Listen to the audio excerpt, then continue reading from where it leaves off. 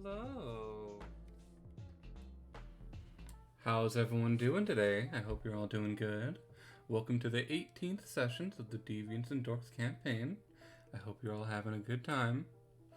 Today we're going to be hopping in after the heavy session from last time. Well, hello there, Ski. And we're hopping into the dreams of the party. So, without further ado, why don't we check in and see how everyone is doing?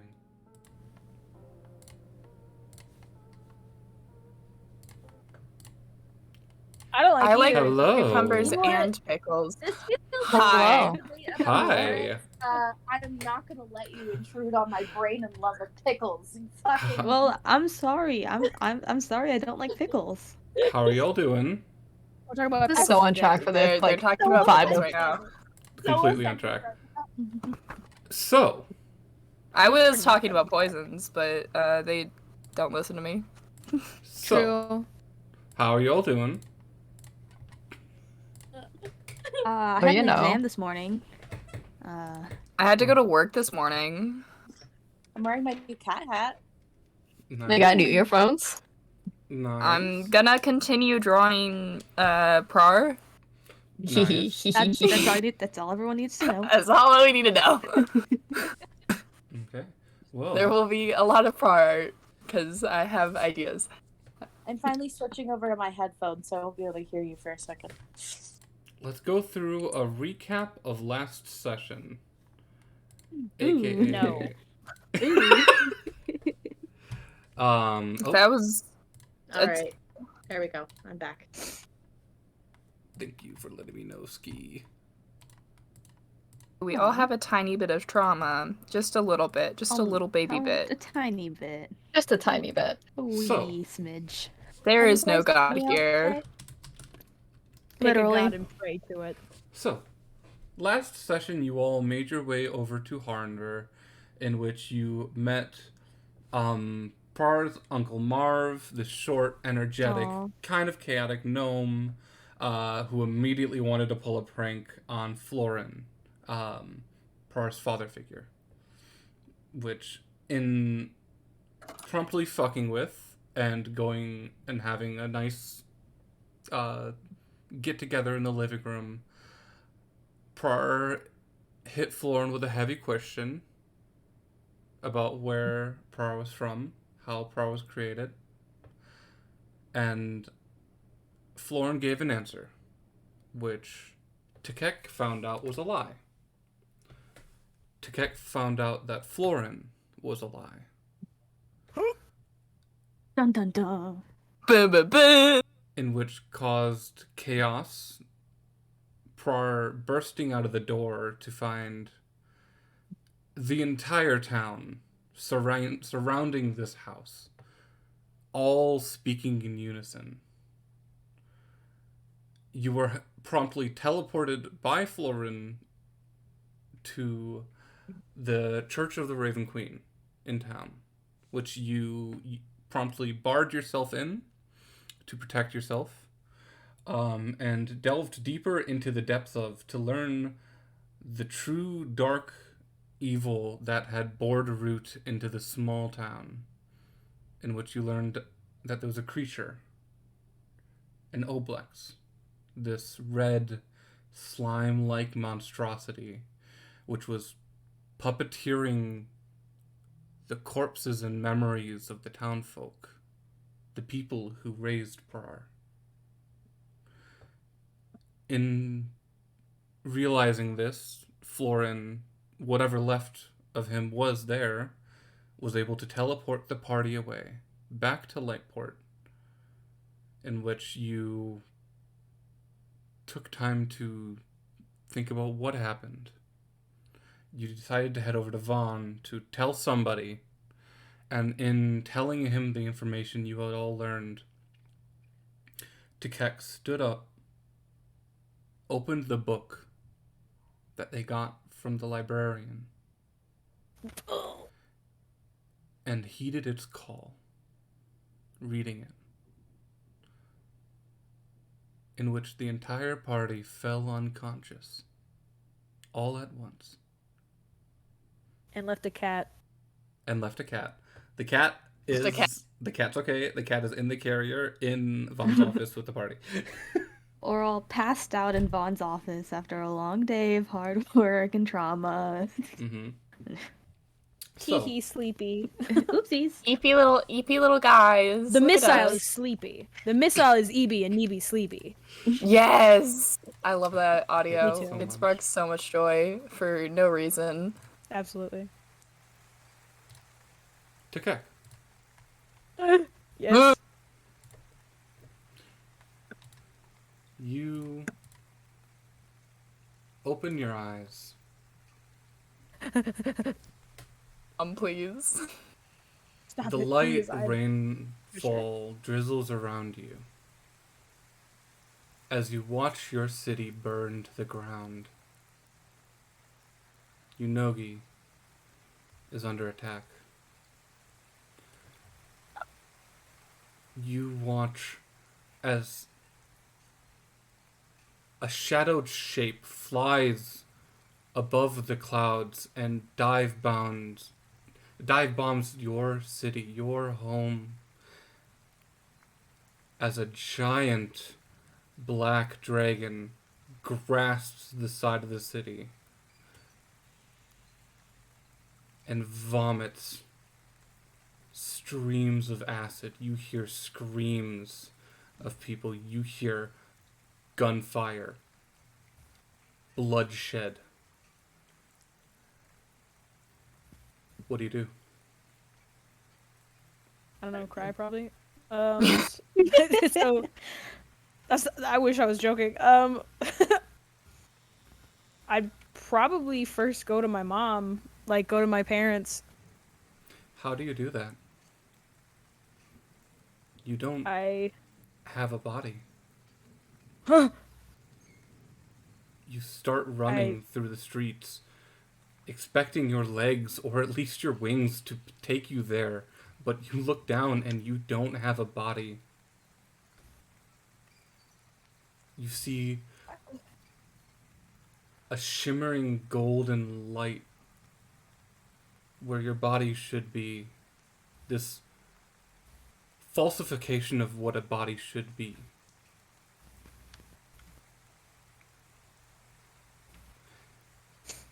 You're just playing on my dysphoria right now.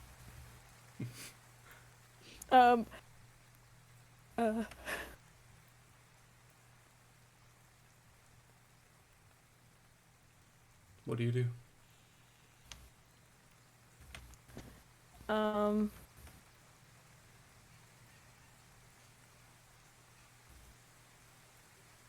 I freak out. I don't. You stop in the middle of the street, looking up at this giant figure, almost half the size of the city, tearing up buildings, biting entire roofs off the house. This giant dragon, this thing you've heard of nothing but legends of. And you feel a squeeze. You feel something grab your hand. I look over to the person, whatever grabbed me. You look down and at first mistake the figure as a child. But then you realize it is a gnome. This is the same figure that you saw once before.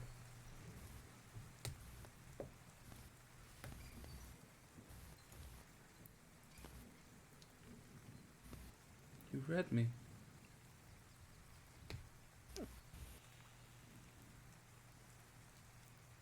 This nightmare is yours, but not where you need to be. Come on. And it just starts dragging you the opposite direction.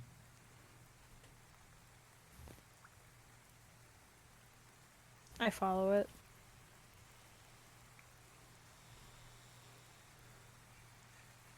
You read me. Okay. Rules. Yes, rules. Um, you are a visitor in the dreams. A viewer. You can see what happens, and as you watch, you are safe. Um, uh, you, you can interact, but if you start to interact with the dream, especially one that's not yours, it can start to get dangerous, and the dream can hurt you. If you watch, you're fine. You're fine. But if you interact,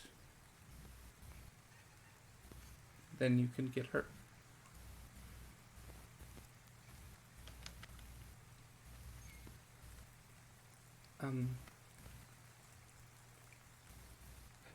Do you have any questions for me?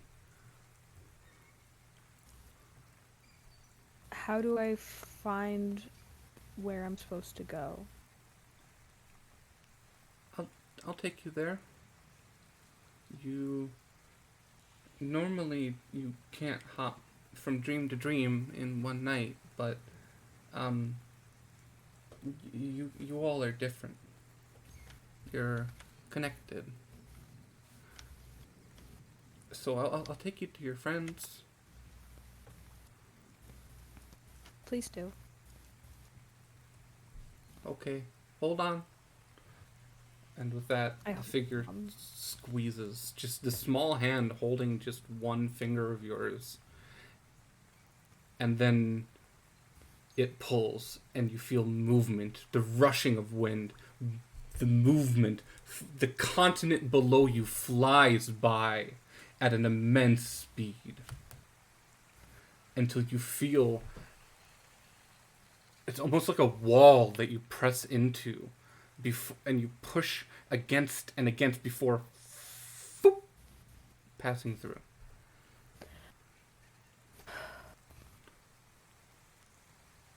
And you find yourself in another scenario. This is someplace that you have been once, briefly. You find yourself standing near the docks of New Beginning.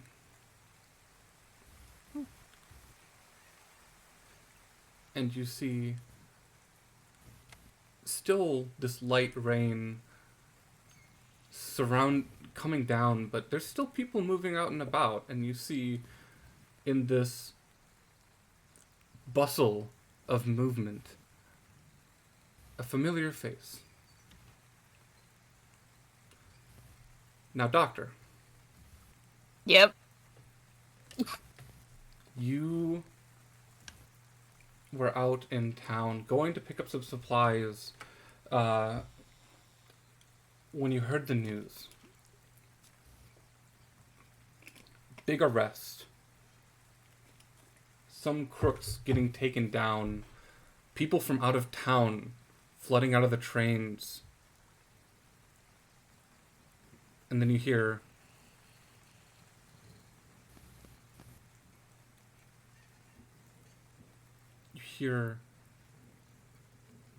Event Horizons, and your mind races with worry.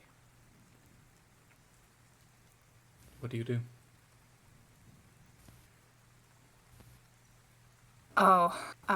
Oof. Oh. I think they immediately make their way to the tavern. Tekek, you see the doctor stand still for a moment in the rain before running, sprinting through town.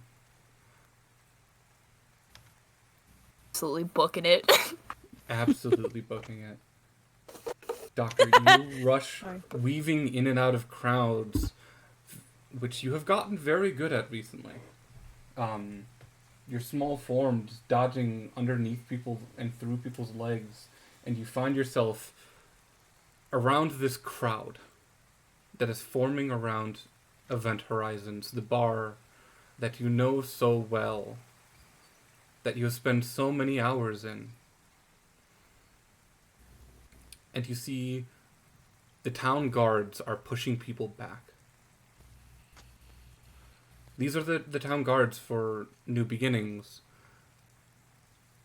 but mixed in with a few of them. A familiar armband. The 4-letter word. Hush. I have to assume that there's a back entrance. There is a back entrance, but it's back along the alleyway.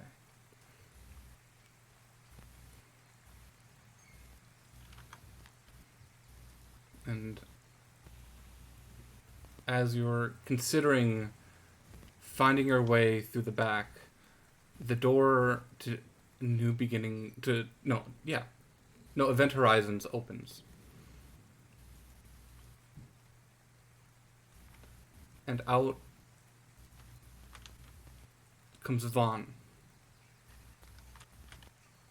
dragging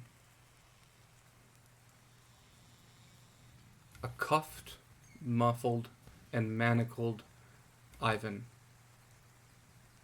through the dirt, out the front door.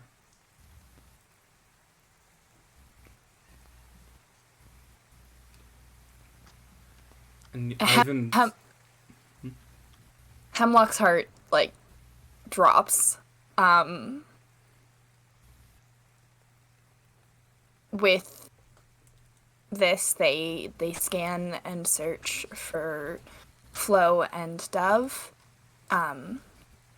Because to them, okay, Ivan's been caught, but we can get out of this if we just work together. We can figure it out. We can get him out. We can do everything we need to do, and we can get out of here. So they're looking for the other members of their family. You look around the crowd. These faceless nobodies, these townsfolk that you never gave two shits about, staring on Okay, awe. they gave a little bit of a shit about them. But they are staring on as your family, one by one, first Ivan, then Flo, and everyone else you knew, are dragged out in manacles and loaded. They're being dragged out near the exit of town towards the train tracks, and as you stand there, you hear a voice. Ah, Doctor! How's it going? What are you doing here? And you look up, it's Vaughn, still holding Ivan.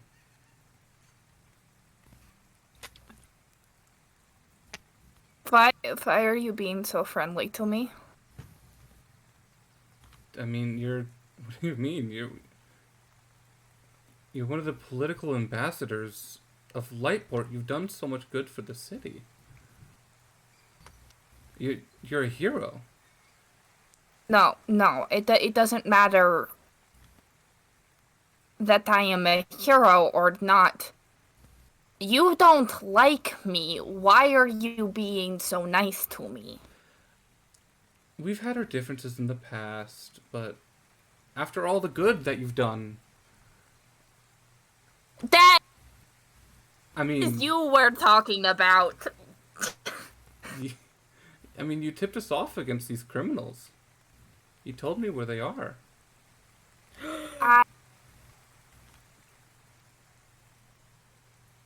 And this, I feel like, is when the full realization hits them. Like, ah, shit, this shit again. And it's full breakdown mode, baby. And in that moment, that realization, they start shaking again, and they say to themselves, like, this is worse than the other ones. I did not think it could get worse than the other ones.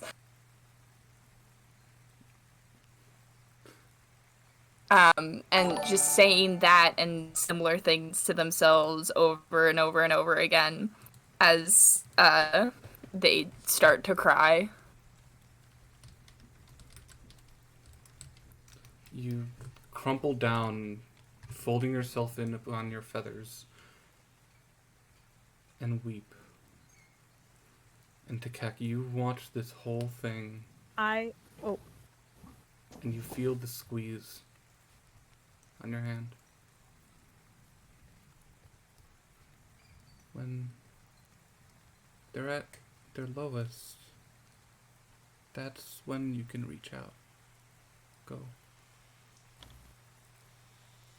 I walk swiftly to the doctor's crumpled mass of a body. A little puddle on the ground. Little puddle. And I grasp them and I go, there, I've got you. Hey. Doctor, Hey, you I'm here. hear this gentle voice, and at first you look up and there is nobody, and you panic, and you are realizing the dream is using Takek against you, and then as your fears get worse and worse and worse, slowly, you see out of the corner of your eye a feather, a white feather, and another, until slowly the form of Takek appears in front of you and hugs you. Hemlock just melts into his arms. Just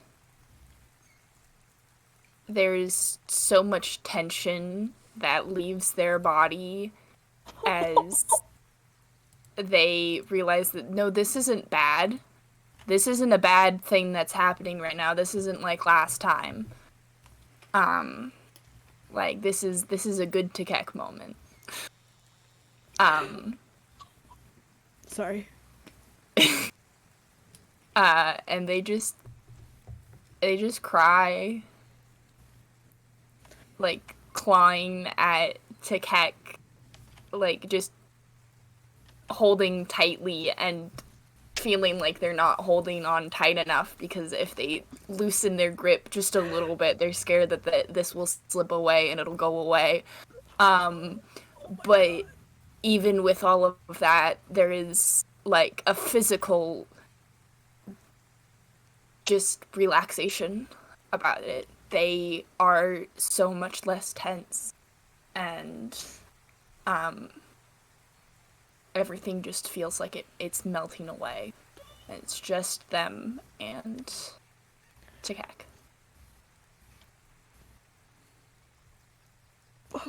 My fucking heart, dude. Dude. Do you wanna know what I was drawing the entire time while doing that? Porn. In this moment of true happiness and love and acceptance, everything around you, the entire dream stops. All at once. And you're just left alone to have this moment.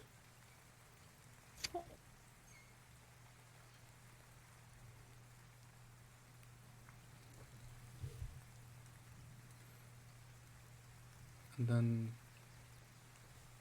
you feel that squeeze again.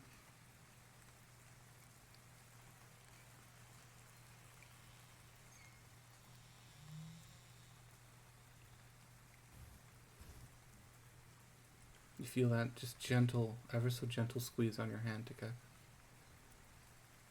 I look towards the gnome while still holding the baby. I mean the doctor.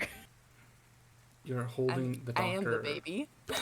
Wings around them, and you just see up above you, above the doctor's form, this gnome. Would you want to continue? And that's when I grab the doctor. And would the doctor have the mask on at this moment? Question mark. I feel like for the sake of vulnerability in this dream, no. Okay, I will wipe say, away the doctor's tears. as the start of the dream happened, the mask was there. But once the doctor realized that that truly was Tikek, the mask faded away.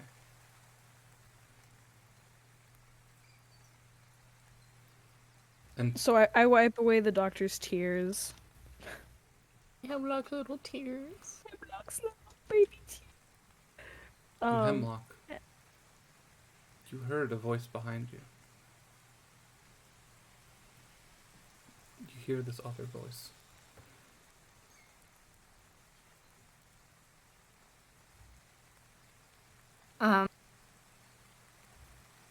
They're gonna grab Tikek's like arm and squeeze a little too hard. Okay, that's a little, it's like it's bearable, but that's a little much, kid. Kinda too hard. And they turn around to see like what that was. You see, standing above this frozen crowd, this smaller than you, figure of this feminine gnome, just staring up at Tikek.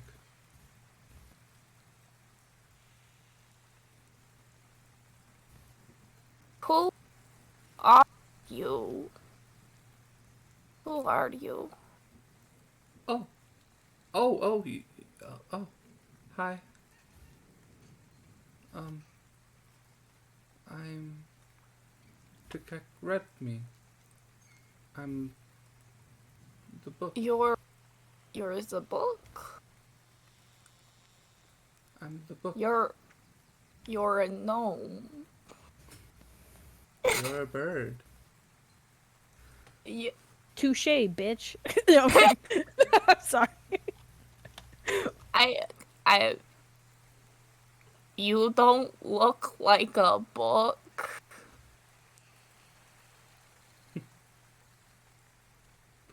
The gnome looks back up at you, Tikek. Mhm. Are you ready? I turn to the doctor and I say, we have to keep going, you understand? When you leave, and they gesture to the dream, this start again?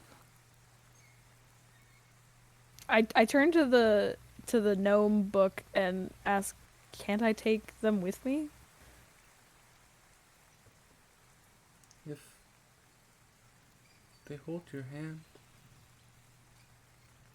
I just grip. I like immediately, like not even holding hands. Like I pick up the doctor like a mom with a mission, like just on the hip. You know what I mean? And I'm like, let's go. Yeah, they've also been like gorilla gripping your arm this whole time. Oh yeah. Yeah. okay. And the figure starts walking, holding your finger, Tikek, pulling you, walking away from this scene. As you walk faster and faster and run, and you're running full speed towards the docks, and with this leap into this rainy day, you leap over the docks and run on the water, and slowly things move faster and faster and faster, and eventually, after running through water for a while, you hit land again, but go faster, and you feel yourself hit this wall again, and push and push and push through it. continuing as the ground below you flies by.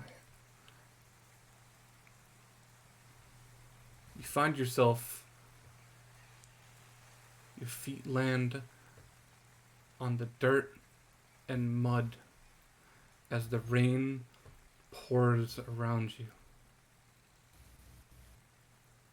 You look down as the mud is this collection of rain and blood. And you look up, both of you, and you see a battlefield. You see a war in front of you. Bodies Tempter knowledge? lay across this muddy field as hints of shining metal plow over and through them. Humans and dwarves and elves fighting machine.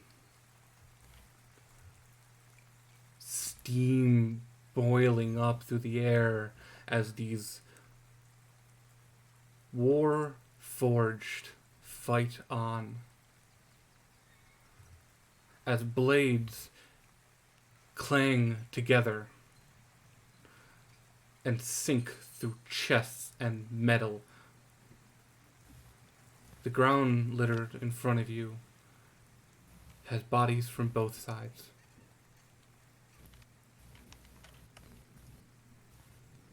This is a war that seemingly no one is winning.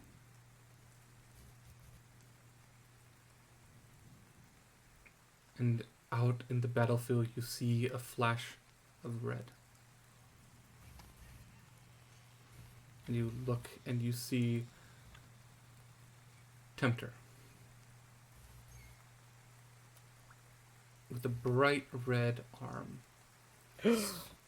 swinging a battle axe as they cleave a man in two. Two sides falling on either side of their blade. As a foot reaches up and kicks the body off the blade, they turn and swing again, fighting, killing.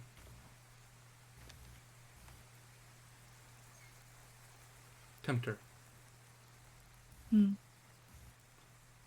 At this time,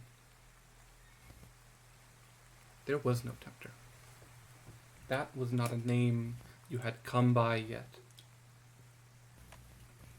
All you knew was your orders. You were here to kill. I was here to kill. You were here to win. I was here to win. You were here to protect your king. I will protect my king. No matter how many bodies you have to cleave through to do it. No matter how many bodies I must go through. And you went through hundreds, if not thousands, body after body sinking to your blade. And what do you get in return? As above you, you look up in this open battlefield. 4 concrete walls fall, surrounding you. 3 on each side and 1 at the roof, as the final opening you reach for of freedom is slammed down as bars lock you away. Why was I locked away? You were locked away by your own people.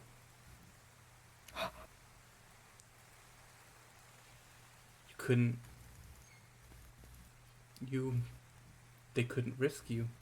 As you see, the battle around you changes.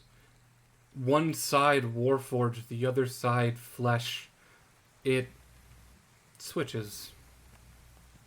Now, some warforged, some human, dwarf, elf, fighting other humans. This is the rebellion, and you watch it happen as you stand and can do nothing. As your own people locked you away to make sure that you did not do the same that they did. To make sure you did not stand up for your own freedom.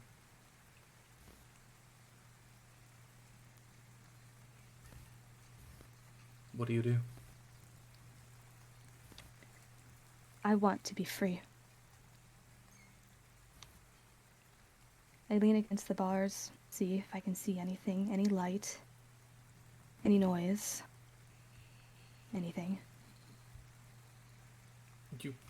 The bars are thin, and you can reach not but a few fingers through, and as the rain drips down your metal skin.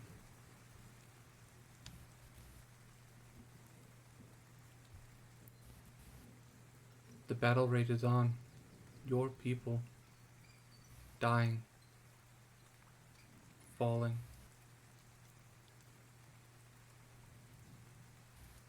Fighting for freedom they didn't even know they could have. As you stay locked away, what do you do? I grip at the bars and shake them. Shake and pull and strain. They don't budge. This weak metal that you should have the strength for, remaining still. What do you do?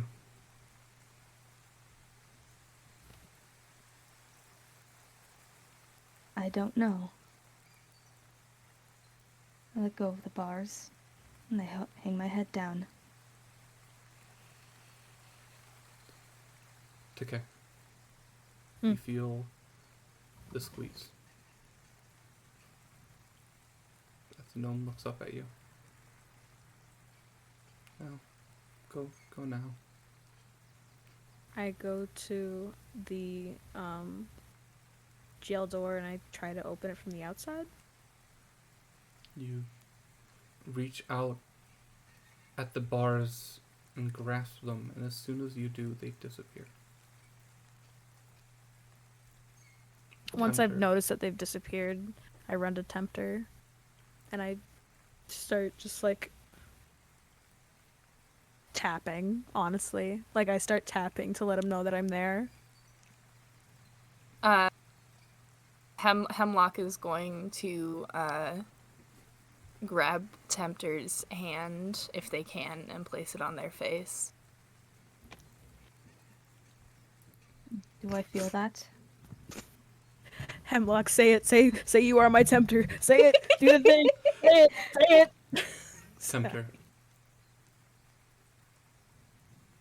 At first, you are confused as the rain is drizzling through this concrete prison before you realize it's not rain. You feel tapping. I look to see what's tapping me. You don't see anything. I look around, see anything else. Do I see the bars are gone? The bars are still there for you. Okay. I'm looking around frantically. What is that? I start is this? crying, and I'm just I'm now like, I don't know why this seems appropriate, but I start smacking the metal of Tempter. And I'm sobbing in this Tempter. moment, just trying to get him to hear me, or them to Tempter. hear me. Tempter, you feel a fist slam against your chest, and a faint, distant voice crying. And then another slam, and as I'm ready to I almost prepare to strike it, but as I hear the crying, I let my grip down. And as you do, with every slam, the form of Tekek grows clearer and clearer. One fist slamming against your chest, the other holding the doctor.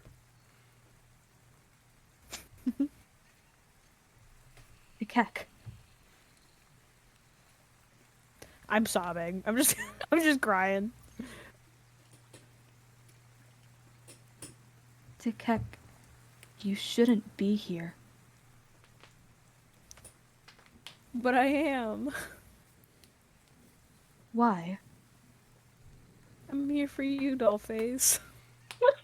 That's so sweet. Stop! Aw. Stop! No. What? What do you want me to do? I don't understand what's happening. Do I notice Hemlock is there or no? You do.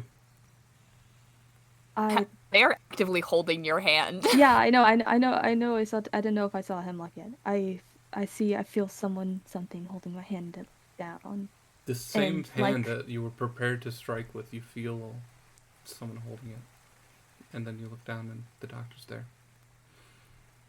It's rested softly on my face. The doctor.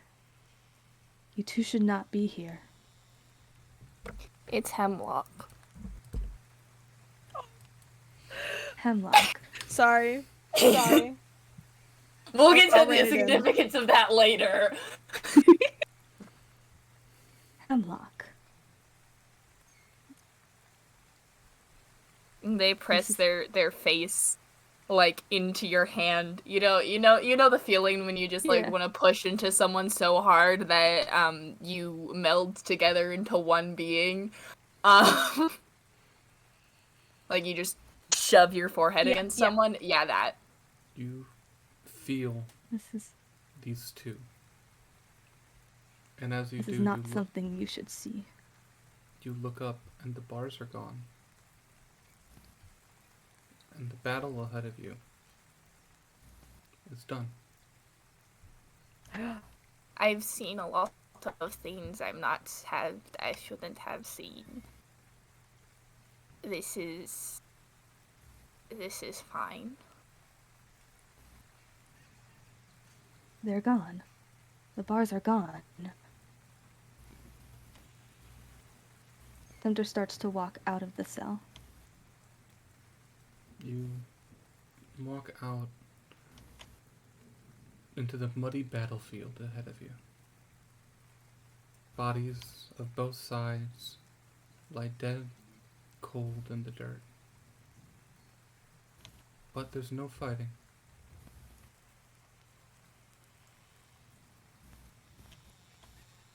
This is... I know when this is. This is when we won.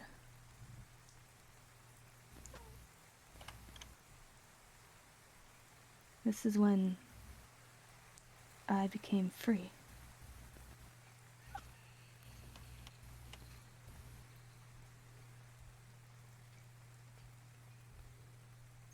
I turn Okay. back towards Tek and Hemlock.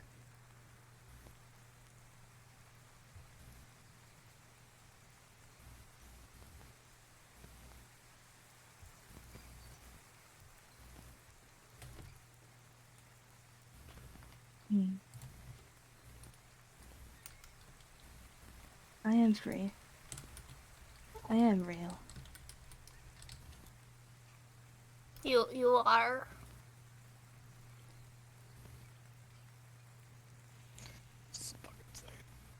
You are your own being.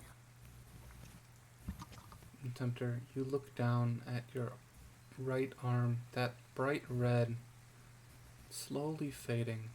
It's on my left arm. Sorry. Shit, left arm, as a bright red, slowly fading into what it is now, what you remember it being. Still there, but faded.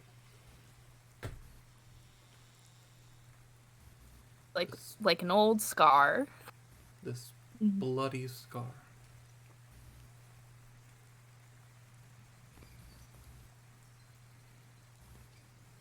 And Tekek, feel another squeeze. I look down at the gnome. Whenever you're ready. I look up to Tempter and I say, Tempter, we've got more to go through. I walk And- back towards the Keck and Hemlock and I say, I'll come with you. Or whatever. Mom, so many hands. So I'm holding Hemlock, but I put Tempter's hand. Can I specifically pick the red one up too? Like, just to make a show of it. And I take Tempter's hand, I kiss it on the knuckles, and I put it on my shoulder firmly. Aww. So that is so sweet. Also, I think someone just knocked. 1 second. I'm so sorry. And Tempter, you see, holding onto, like a child, one of Tekek's fingers, a small gnome is looking up at you. Who are you?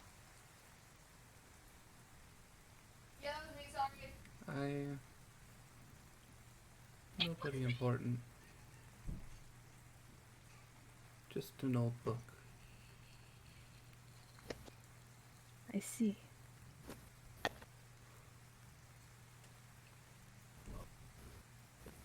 Just waiting for Oppo to get that. Oh no, they muted. Oh no!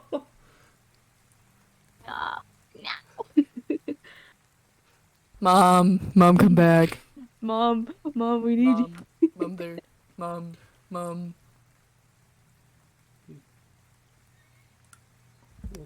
We'll get you away from here, okay? Sorry. I look back towards the battlefield and I say, let's. The gnome looks up at you, Tekek. Are you ready? I nod.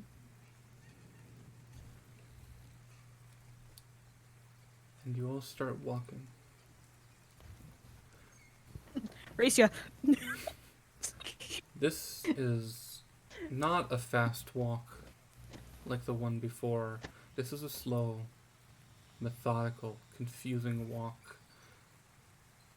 As the landscape around you shifts and changes. A forest lush grows up out of the blood-soaked ground. And you feel that wall, which you press through. And you are now in a forest. Rain still coming down, but heavily obscured by the canopy. Bright green and yellow and orange and red and purple colors of these vibrant plants grow around you. This peace in this chaotic forest. Until you hear running. The sound of footstep on fallen leaves. And you see Daisy run past. Daisy.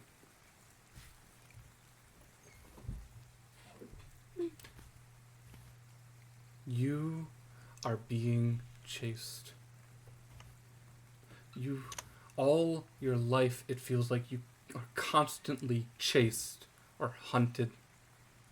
And now is no different. 4 figures follow you, running through the trees.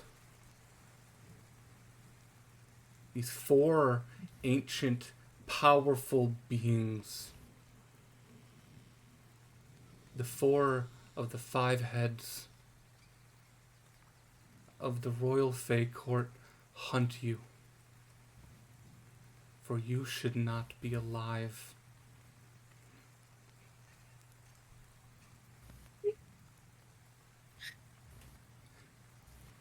These figures follow you, chase you, and laugh. We found you. You can never escape us. We found you.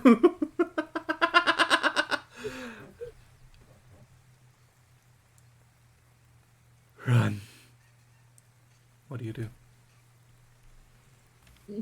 Daisy just keeps running with beads of tears flowing down her face. As I also have tears flowing down my face. All of this time you lived and you fucked up! We found you! Running. Your feet slip and slide on the wet forest floor, trying not to trip on any roots. You run. You've been running all your life. You are tired. The exhaustion that has hit you. Tired. You're tired. You're running. What do you do?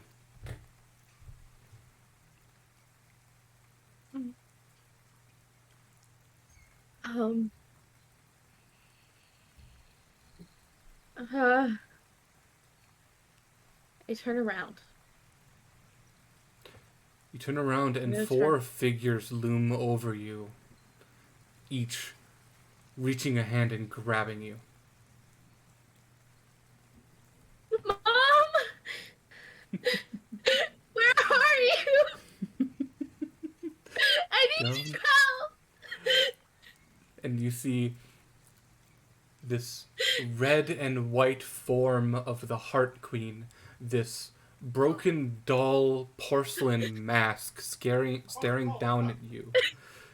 Don't worry. Are you yelling that you need help? Oh. I'm too good of an actor. Oh. Or are you yelling that you need help? Oh. He's genuinely hurt. That's great. Sorry. Tell Gavin I said sorry.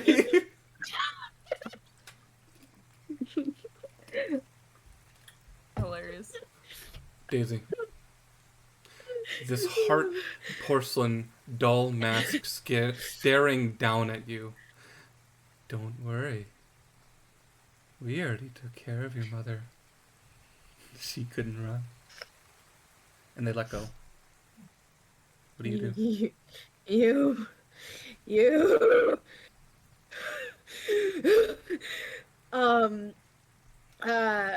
I'm gonna fight. They run. Sprint at an impossible speed in 4 separate directions. What do you do? I go for the queen. You Fuck. go run after this figure. This hunted becomes the hunter scenario. As the blood pumps in your ears, as the leaves slip under each step, and as you bound and leap, your foot slips, and you see yourself tumbling towards the ground before air. You are falling. You are impossibly high in the sky. The continent's landmass below you. You are falling. What do you do?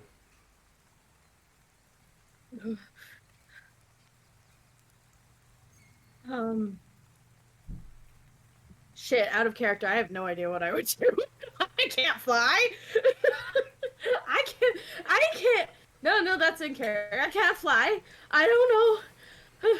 You are falling, No. thrust from one world to another. In more times in your life than you'd like to admit. You have been hunted and you have ran, and you have hunted, but not one world seems to want to keep a hold of you, each time spitting you to the other, casting you aside. What do you do? I have lived, and I have died, and I have lived, and I will live, and I'm just gonna reach out. I'm gonna reach out for my mom, because my mom always helped me, and I'm gonna reach out for anything. I take this moment to try and grab Daisy's hand. Because I think I'm starting to understand where the lowest parts are. So before the gnome even squeezes me, I reach out and try to, grab Daisy's hand. Daisy, you feel just one finger of yours interlock into another. Grab something that you cannot see. What do you do, Takek? I keep pushing, like, to just grab a hold until I feel more solid in lifting Daisy up. Can I put like my hand like on kind of on Daisy but also on Takek's hand? Like a we're in this together. I want to do the same. Like Reach. team hand. You all reach out and grasp Daisy's hand, and Daisy, you feel a squeeze. And with that, 3 hands appear out of thin air and slowly expand out, revealing your companions.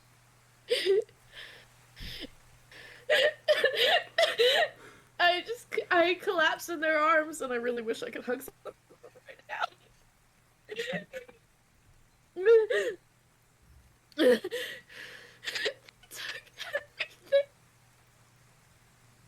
Oh. Sorry. I'm gonna grasp onto Takek the most. Aw. And since I'm holding Hemlock, I squeeze you in for one of those mom hugs, but you're also getting squished by the baby, you know? You guys have been hugged The by a baby person is holding a baby, right? also like actively hugging you too. So there's a lot of squishing going on. Why did I just imagine us squeezing and then Tempter just picking us all up off the ground with a big hug? Sure, You make it guys are canon. laughing, and I'm like, they killed my mom. You just continue laughing. As What, Tempter, your arms reach around, causing this group hug in this open skydive. I forgot we're still in the sky. You are all I also falling. forgot. This is all happening, this skydive moment.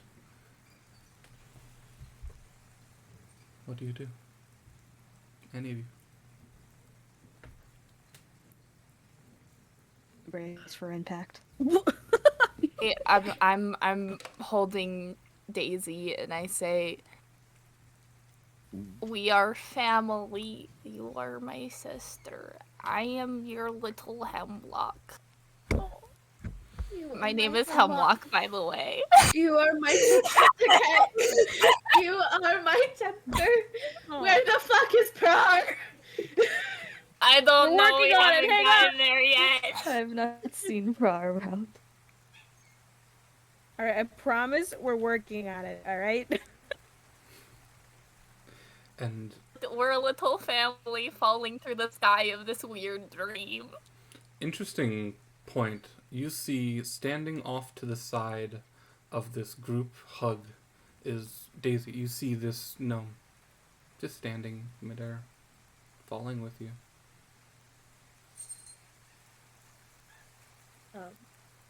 Getting Was on that the real? hug action. Was that real? No, it is a dream. We are dreaming. This is the people. Us. We. We are real. I need to see We my are mom. real. I need to see We my are mom. real. Something bad's gonna happen.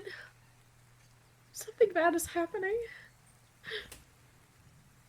It is okay. I shouldn't be here.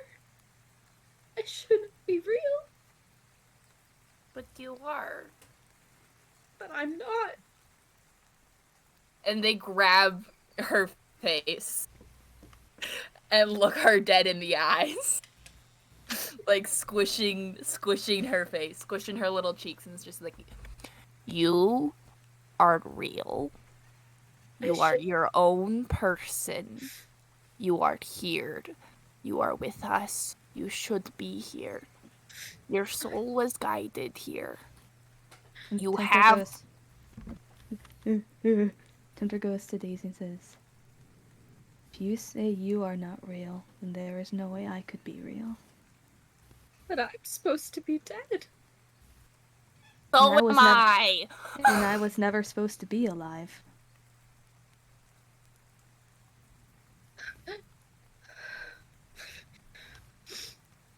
You are real. You are I real. am real. We are real. We are real and we are alive.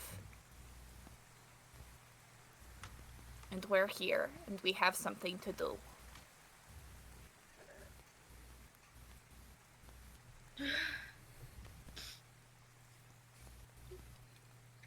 We need to find Prar.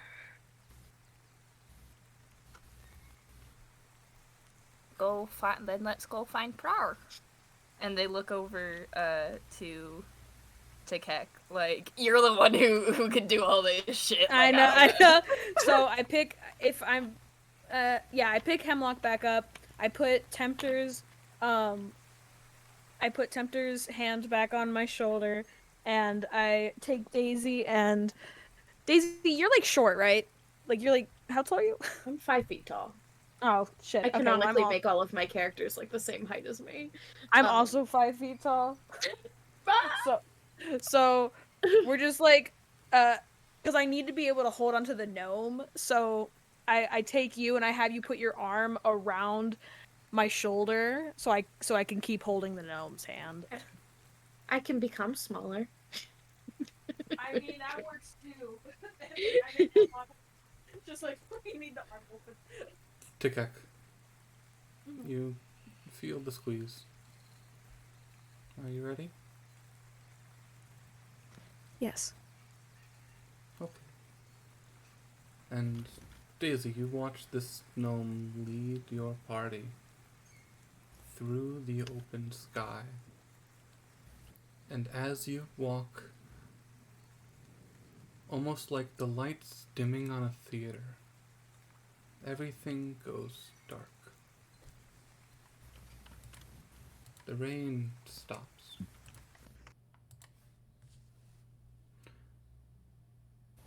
The four of you are standing in an inky darkness, familiar to three of you. Familiar to everyone but Tikek.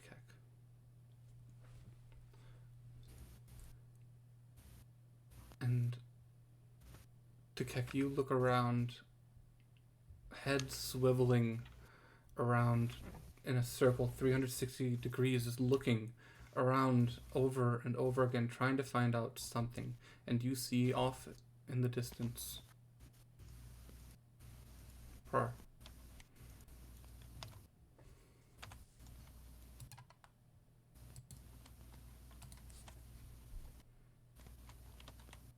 What do you do? Me or Prar? You. I go to Prar, or at least I try to. You all walk closer, your feet standing on this inky darkness, leaving ripples like waves. You get closer, and Prar is standing, back facing to you. Getting closer and closer. What do you do?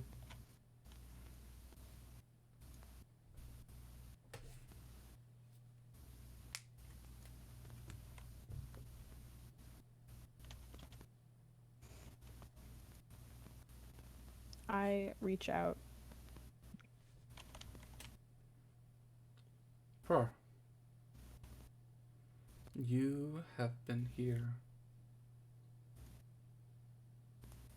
for a while, trapped alone inside your own darkness, thinking of everything that has happened.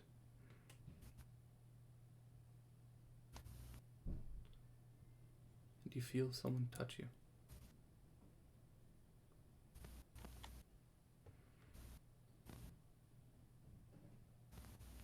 What do you do? I look over my shoulder. You look over your shoulder and you see the party standing in front of you. I do believe this is Prar's first time seeing me without the mask on. That would be Prar's first time seeing Hemlock. So you see the party and a bird. And this little bird child will immediately go up to hug you. Didn't Like you take they're the mask off in the church? Did I? Yes, Oh, I you did. did. I did. I did. Yeah, You never I mind. did. Okay. So but I'm still gonna go like throw myself at you and give you a hug. Hemlock, you feel as you hug Prar, you throw your arm around Prar's leg and just hold him. And then you feel a shock, almost like static electricity. Oh no. You let go instinctively and look up at Prar. Prar. As everyone sees static shoot across Prar's entire body. And then Prar's back. And then static. Longer now. And then it ends, and you see standing in front of you somebody. You see, it's almost like 3 bodies cut up and mashed together. You see the face of a dark red-skinned tiefling, from the shoulder cut down to the chest. From the chest down, you see an extravagant dress and coat of this seemingly regal pirate-style outfit. As that cuts down from the stomach to about the waist, and from the waist down, you see just gentle cloth, brown cloth pants, and an instrument clipped to this belt, as 3 red tendrils shoot out of the ink, grabbing each part of the body, ripping it apart. And you are all grabbed and dragged down under the ink.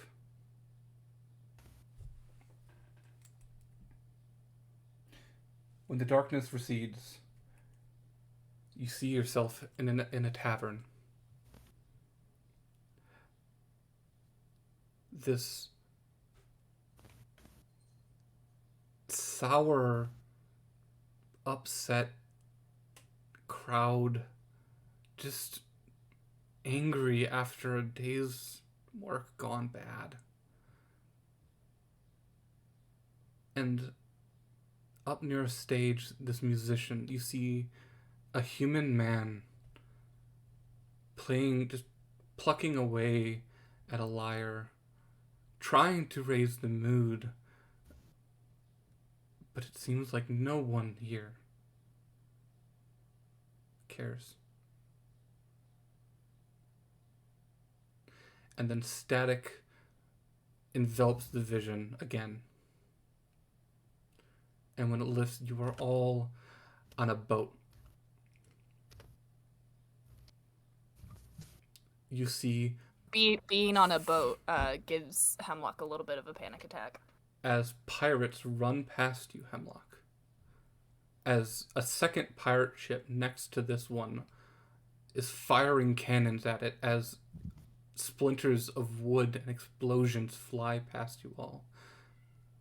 As just shouting and fighting. And you see, running across a plank from one boat to another, this woman. This seemingly this half-elf in this frilly long, extravagant coat, two swords in each hand, running, screaming, as people are screaming after our captain. And then the static appears again. And you are inside a home. You hear yelling and arguing from the room next over, and you peek in to this kitchen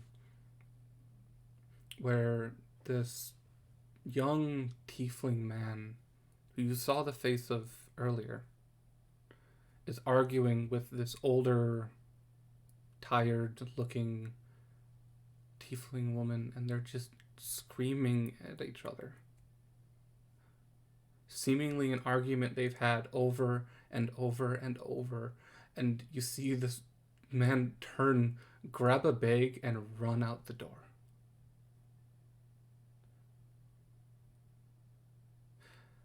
As the static hits again, and you are in this inky darkness, you see Alf in the distance, Prar. Back to you again. What do you do?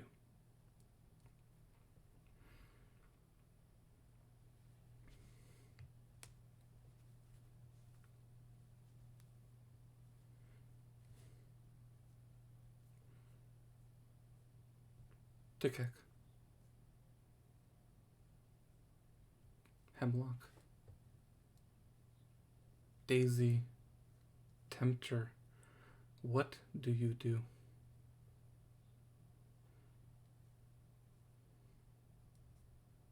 I reach out to Prar. I'm a little afraid to give Prar a hug again because that wasn't exactly a fun experience. But they'll stand in the vicinity very close, observing the others, making sure it's safe to touch Prar.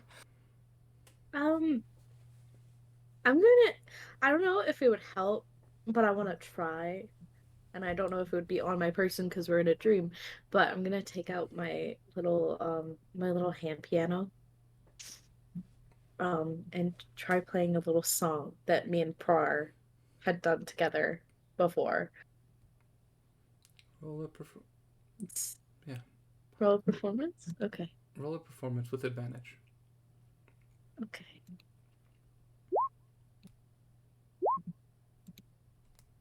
$24. Prar, you hear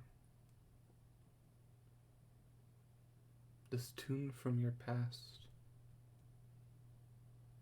Something you've worked together with a friend. It's coming from behind you.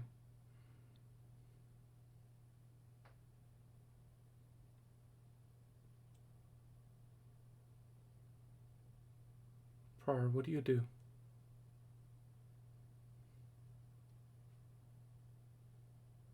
I don't think we worked on a melody for this. But Par will start humming.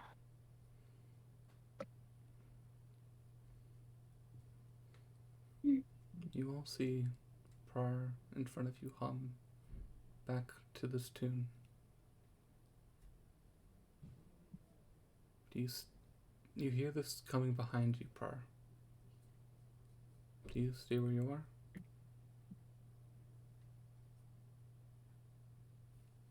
Yeah.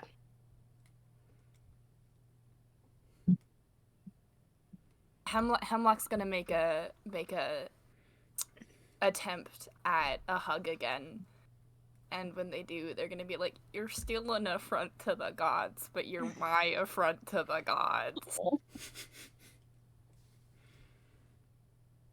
I think a lot of us might be an affront to the gods. Shush. It's fine. You're my affront to the gods.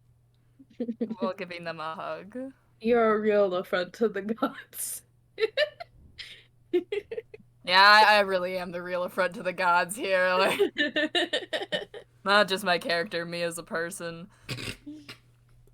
Oh no! Prar, you hear this. You're having this conversation with your friends, and it's coming from behind you, and you can feel the doctor hugging you from behind. What do you do?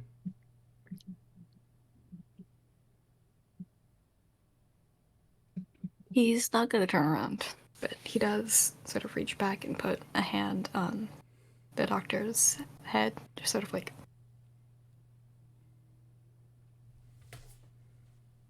Not quite like pushing them into him, but sort of reassuring himself that they're there.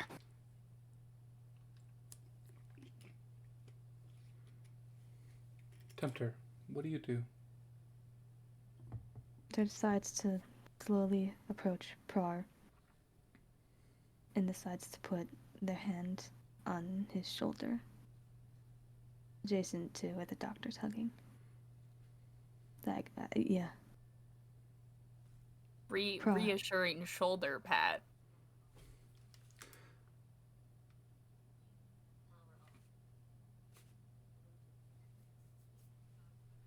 I mean, maybe. Daisy, what do you do?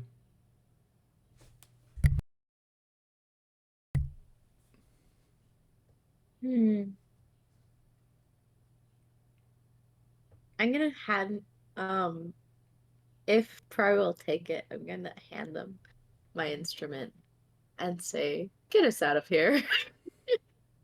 Mood. Please. Mood. Play us a song, dear. Tikek, what do you do? Sing us a song, you're the piano man. Sorry. Anyway,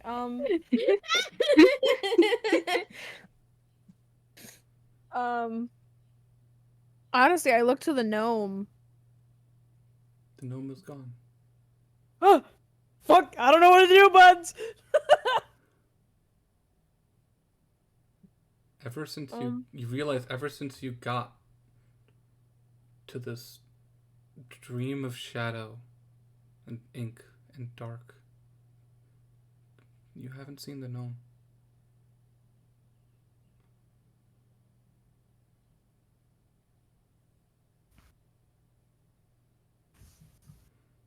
What do you do? I guess I just turn to the party and go,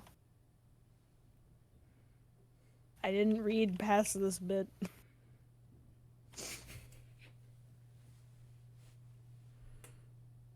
Prar, what do you do?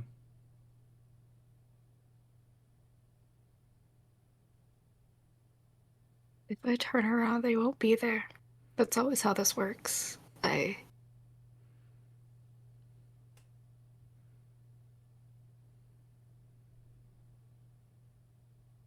He does take the instrument from Daisy, but in his free hand, he's sort of just like holding it at the edge of his vision. Like if you really, really looked at it, it wouldn't be there anymore.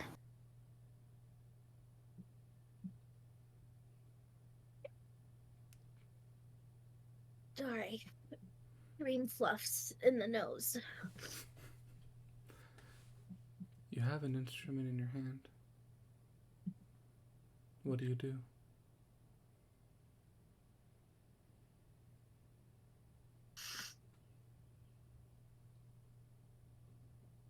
He wants to play it, but he also doesn't want to take his hand off of the doctor.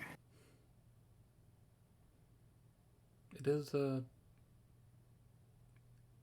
what's the name of the instrument? Kalimba? Kalimba. It's a hand piano. You could play it with one hand if you wanted. It would be jerky. Oh, hold on, I'm distracted. Sorry, I just got distracted. You're by, welcome. Distraction. my car. Distraction. Oh.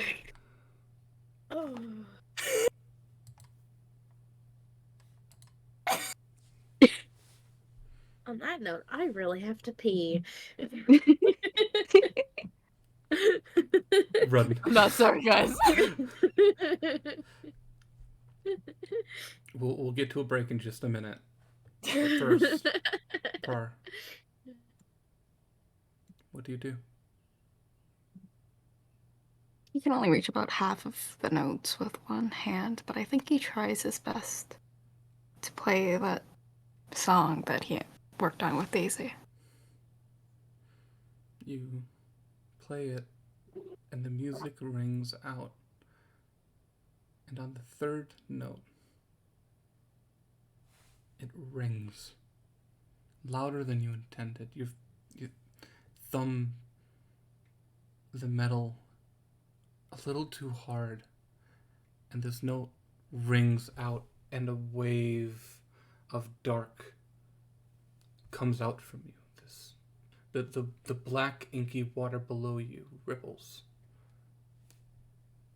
and you look forward. The ripple revealing a bright red silhouette of a person who looks just like you staring at you. And that is where we're going to go on break. We're going to be back. We'll do 5 or 10 minute break. We'll see how people are feeling. Oh my gosh. I'm feeling fucking traumatized is how I'm feeling. I'm also feeling traumatized. A little traumatized. A little bit. I Just a feel little fucking bit. violated. Yeah. That's the thing. How do you feel, Bonita? I feel fucking violated. That's how I feel. So, Yeah. we'll be back soon. See y'all, and let's aim for 5 minutes. If you need more, just Sure. let me know. All right. Okay. We'll see you soon.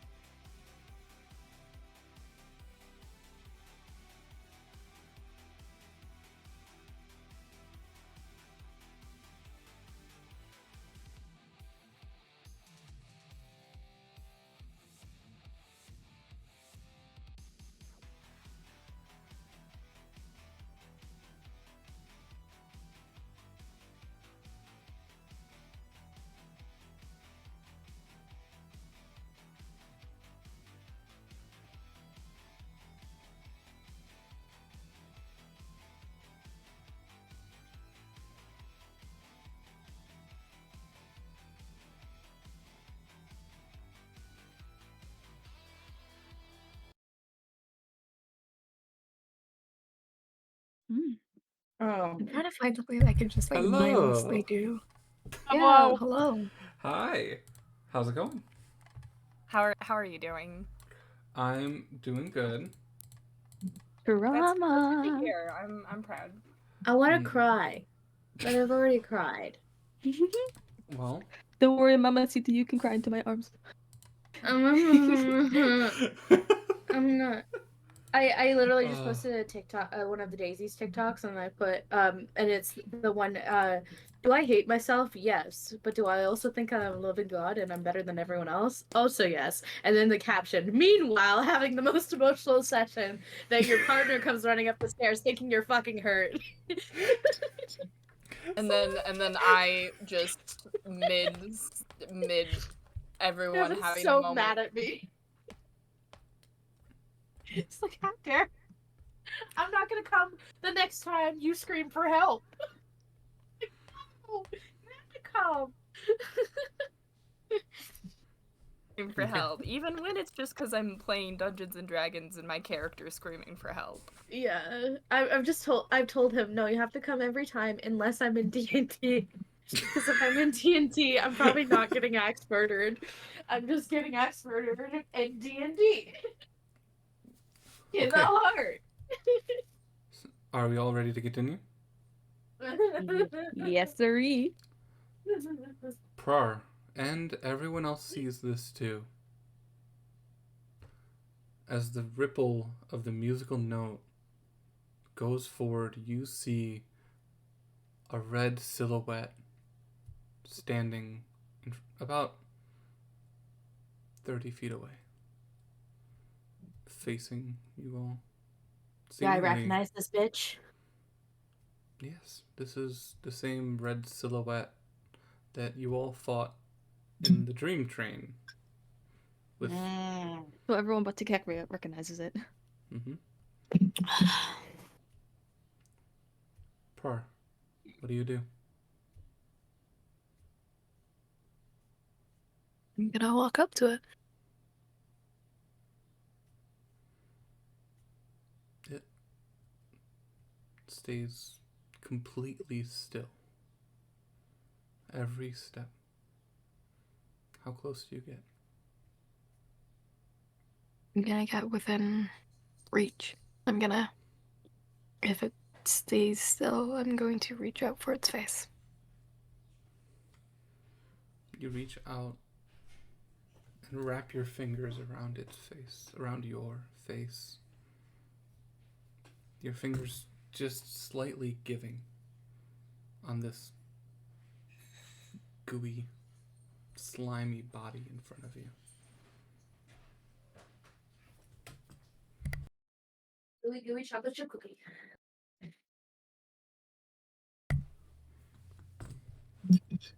Sorry, what was that? Oh, sorry. I had an Eagle Eye thing. Oh, okay. You said ooey gooey. So my brain went ooey gooey chocolate chip cookie. Understood? Prar, what do you do?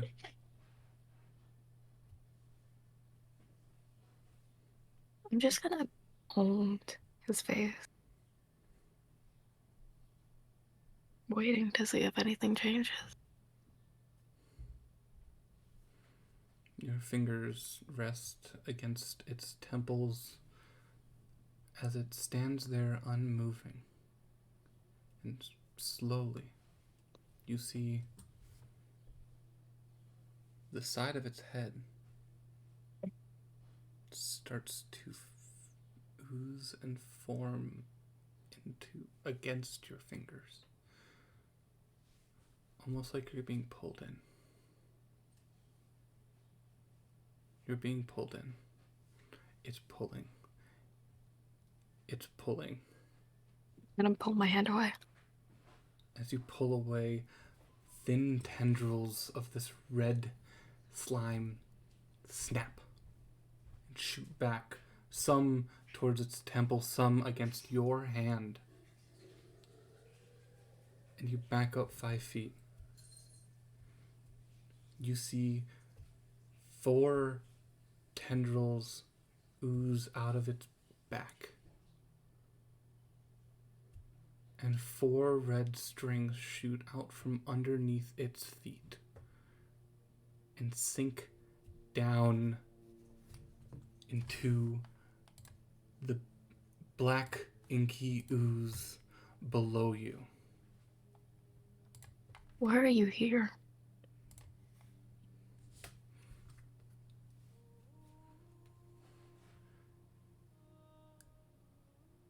These tendrils pull and pull, dragging other similar red forms out of the ink, pulling 4 silhouettes, red and mirror of the party. Oh my One gosh. for each of you. What do you do? Prar.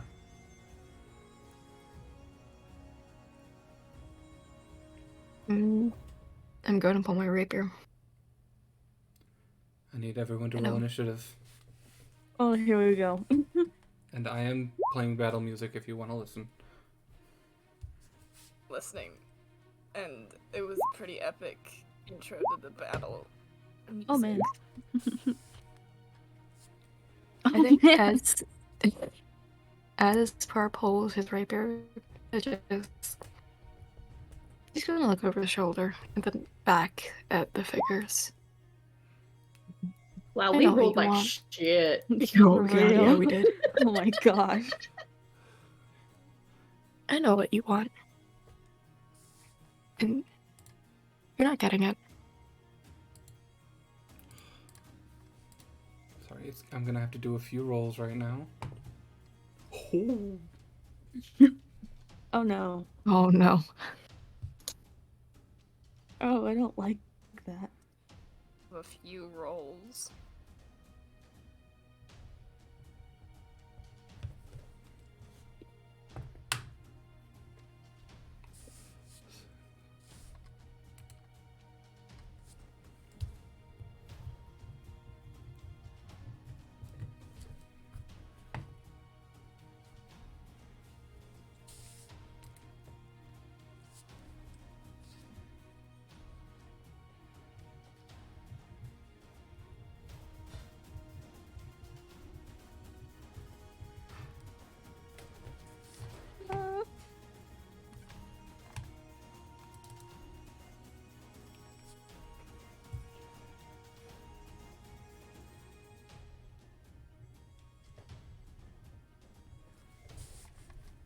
Sorry about that.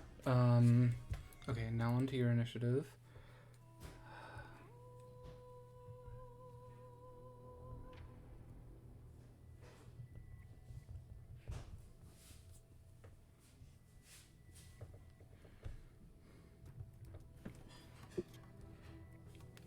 Wow, you all rolled like shit.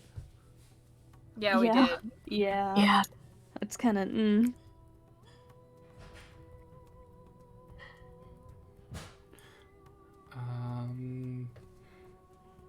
Daisy, what's your initiative bonus? What's your dex bonus? +1. Tempters is What? +2. Okay. What? Sorry, I have to figure out order and initiative. My initiative is +4. No, I need your dex bonus. Because if you roll a tie, whoever has the higher. If you roll a tie in initiative, whoever has the higher dex bonus goes first. Oh, okay. Yeah, it's just +1.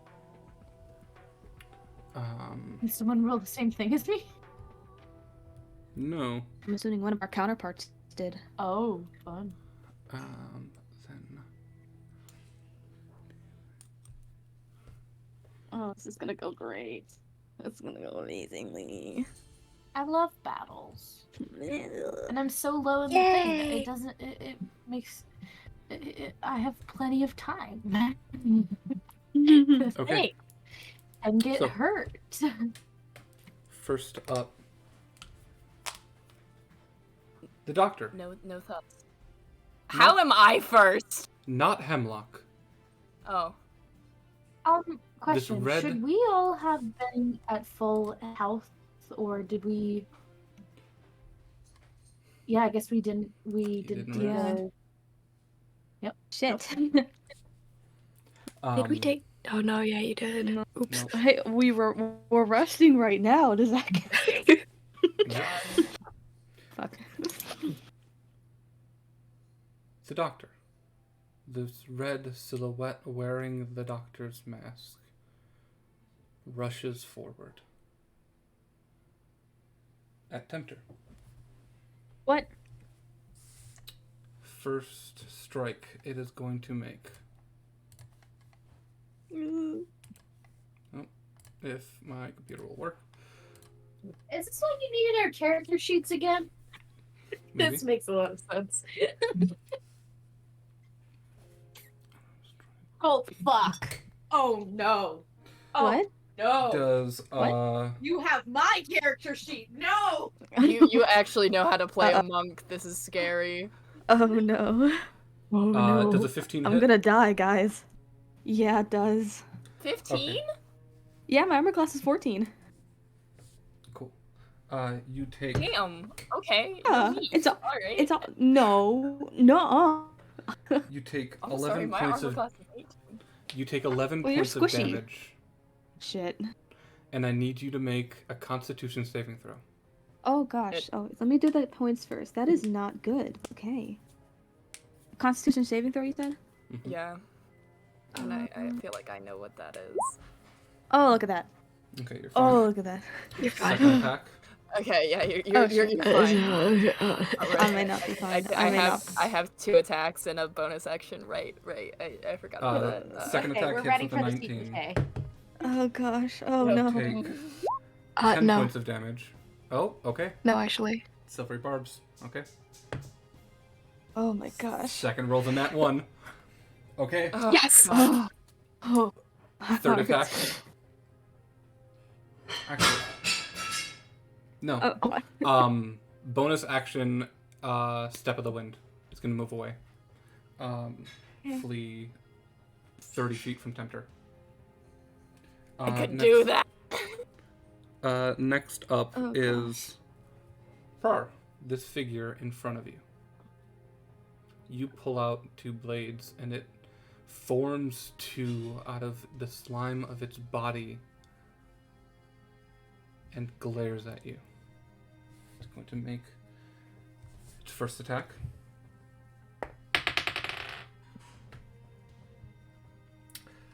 That is going to miss. I'm pretty sure. Yeah, that's definitely going to miss. And it's going to do an offhand. Actually,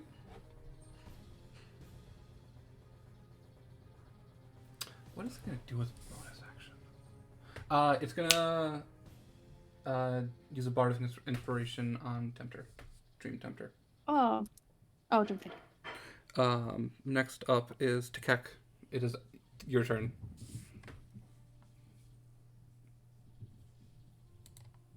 Actually, your turn. It's not fake you. Hello? It's your turn. Hello. Your turn. Hello? Hello. What's Is near it- me? We can hear you. Also, I rolled a 1. How is it my turn?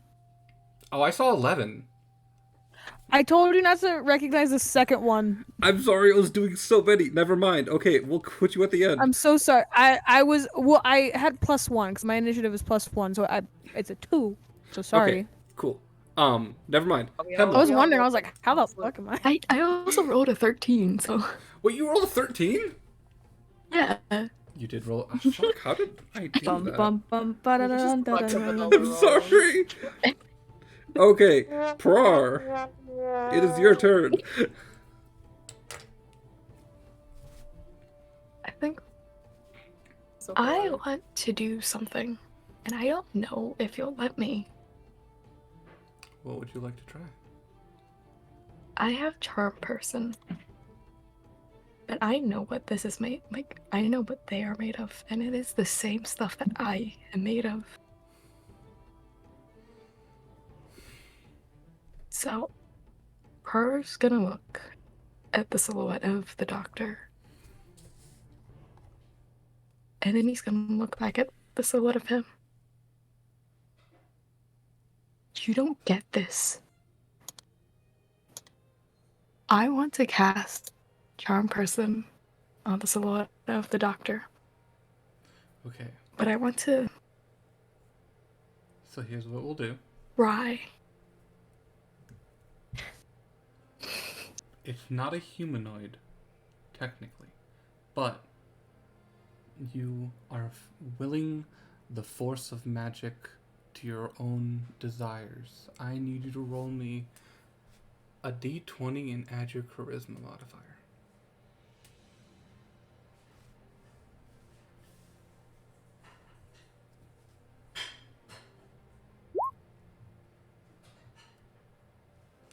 Okay.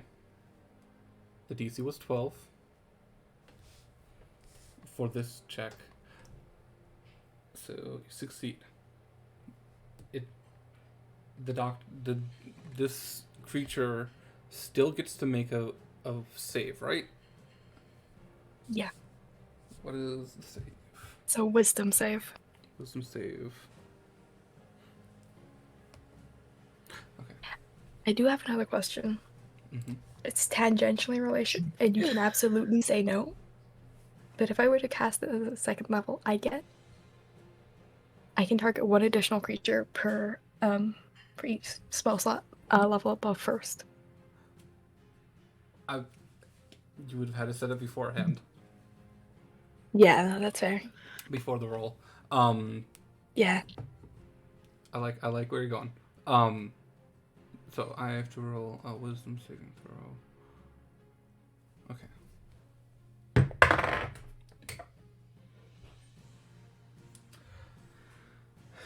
As you reach out towards this falsehood of your friend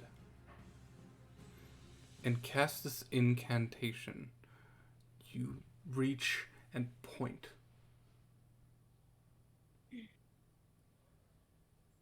As your finger pulls, as a thin red thread pulls out of your hand and attaches itself to this falsehood. The spell worked. I rolled a nat 1. Yeah. My stupid little thought work. Next up, That you have a bonus action if you that want. was my action. Yeah. I do have a bonus action.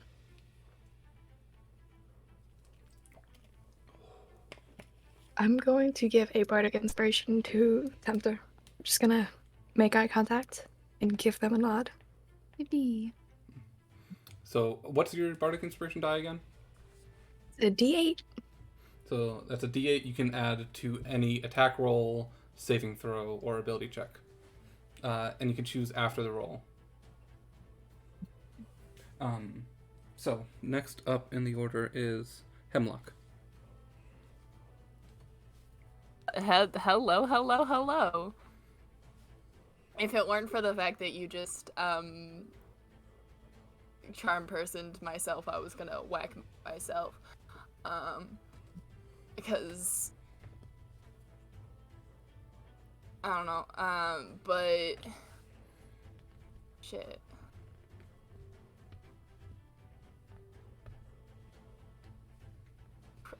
Hit the fake per hour. Whack him with my stick. You rush up towards this figure and hit it square against the head as your staff bows into the body, seemingly dealing no damage. Okay. Realizing this, we're gonna punch it real good because besties, my silly little fists, they're magic fists. What is the thing that makes my fist magic fists? It's in here somewhere. It's a level 6 ability. I know which one you're talking about. It's one of them. It's one of them. I know which one you're talking about. Yeah. I'm gonna punch him with my silly goofy magic fists, anyways. The key empowered strikes. That one, yeah.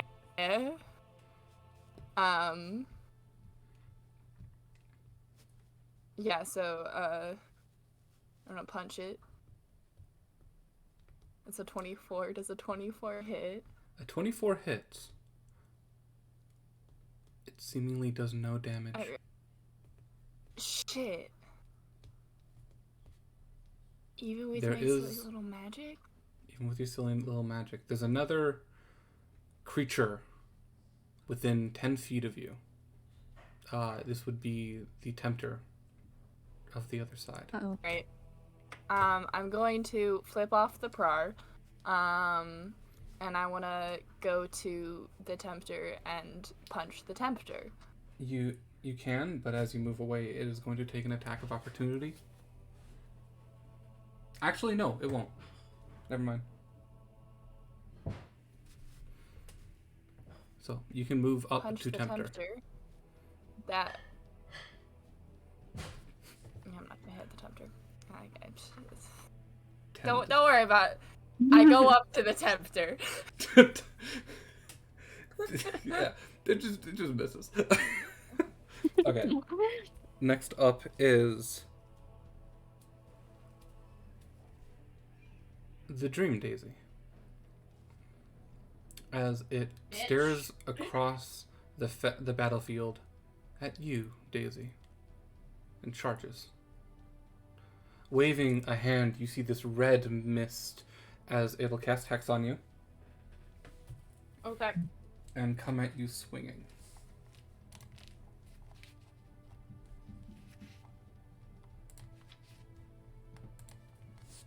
Okay.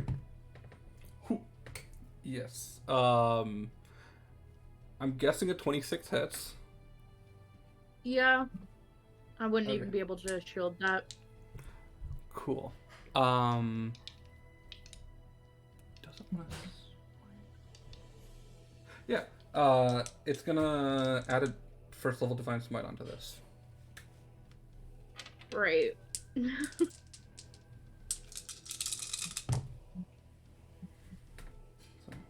you take.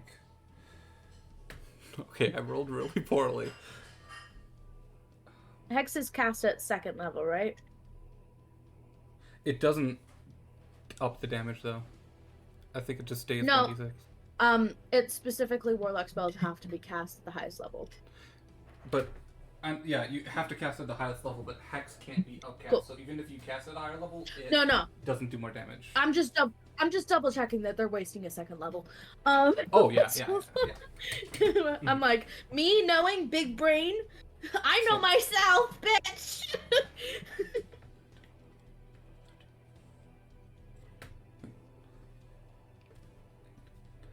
How much damage do I take? 13.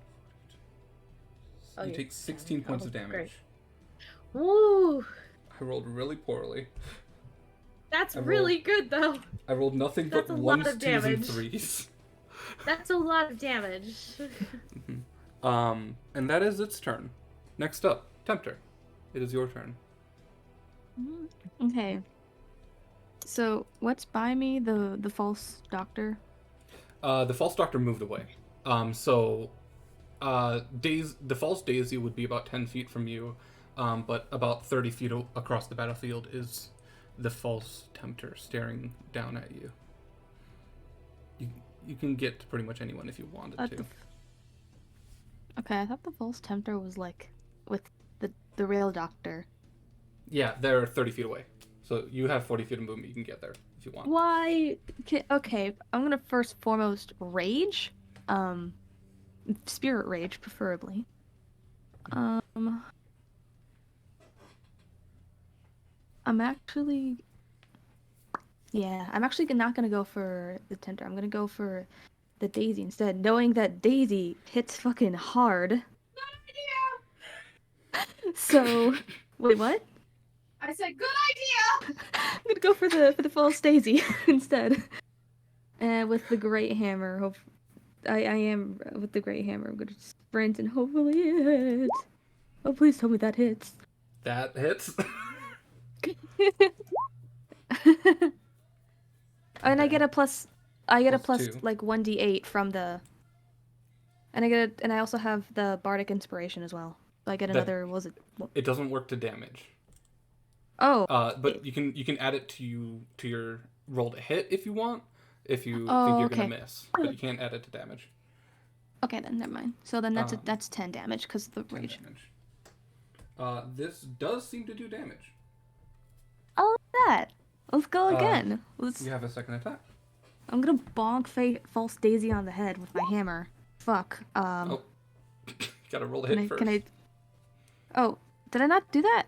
Oh, that is my No. roll to hit. That is. Wait, that's your roll to hit? Yeah. That's Can a I use my- natural 2 plus 6. Can I Oh, do a okay. plus 1d8?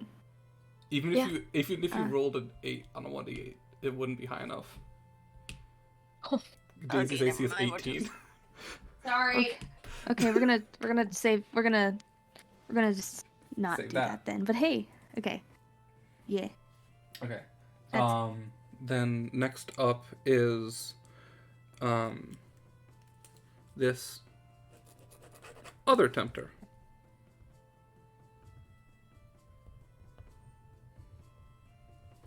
Which stares at you across the battlefield, tempter. Okay.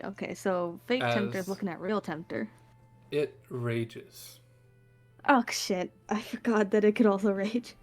as these red spectral ghosts fly off of it, and Oh, no. it's gonna make a javelin attack against you. Shit. Okay. +6. That would be an 18 to hit. No. So you take 7 points of damage, halved to 3. And you are now affected by the Ghost Rage. Fuck. No. It is going to then first attack with a javelin, second attack, make it at the doctor, which is at its feet. Be... 8. I'm sorry, I rolled so bad in the initiative. I have something that would have helped this. Okay, wait. So I rolled a 14, but it has inspiration, so I'm gonna add a 1d8. 2. Shit, what is I it? miss. I miss. Is that against Tempter or the Doctor? Suck it. It was Suck against it. the doctor I missed. I rolled, Okay, even suck with it. inspiration, I rolled a 16. Suck it. Okay. Next up is Daisy. Cool. How close am I to myself? I'm close to myself, obviously. It is within 5 feet of you. Cool. This bitch is getting my my revenge shit. So I'm gonna use my vow of an enemy. It's a bonus action. I can choose one creature we see within 10 feet and gain advantage on attack rolls against it for 1 minute. I'm gonna use that. And then I'm gonna cast I'm just gonna see. Is everyone like everyone's counterparts within like 30 feet of me?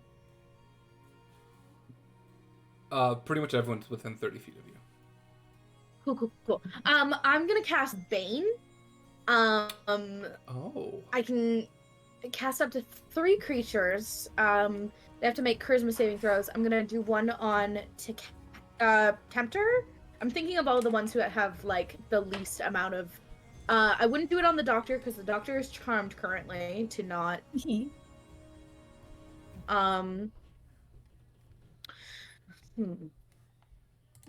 I have to think about this quickly. So Tempter. The doctor one is Um, charmed, and the tempter one I have. Oh no, the Daisy one I've given spirit. The spirits to. The spirits too? What does that mean? Basically, any damage they do is halved if it's bludgeoning, piercing, or slashing. And they have Cool. they have disadvantage to Um, hit anyone but Tempter. Cool. Um, So- I'm gonna put it on Tempter, to Keck, and I'm contemplating if I want to put it on Daisy or if I want to put it on Prar. It makes them, they have to roll a d4 and subtract the number rolled from the attack roll or a saving throw. Oh baby, I love Bane. I love that spell. Yeah. I know Bane. I've never used it before, and Gavin mentioned, he was just like, "Oh, Bane is a really good spell." It can be really annoying. So, Bane and Bless are two of my favorite spells. I feel like it would be a good idea to put, the Bane almost on myself. That might be a smart idea, because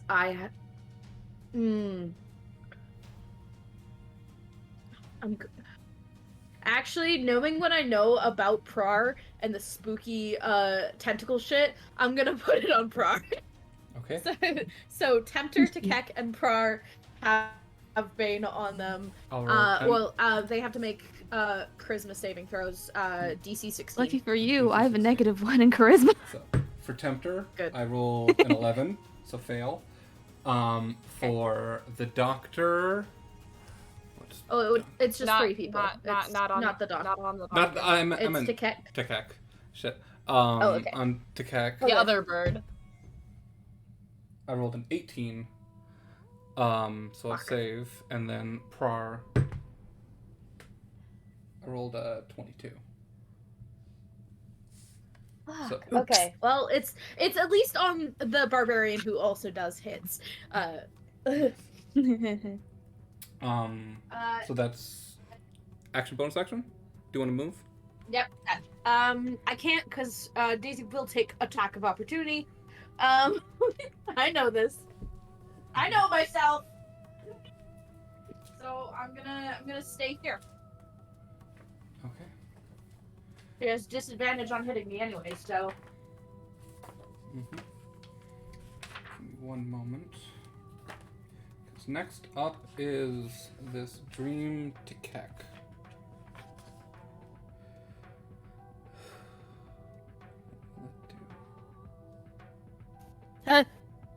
Sorry, it's your counterpart is going. Oh. Surprisingly, you two rolled the lowest. Initiative. Yeah. It is going to action. Who would it focus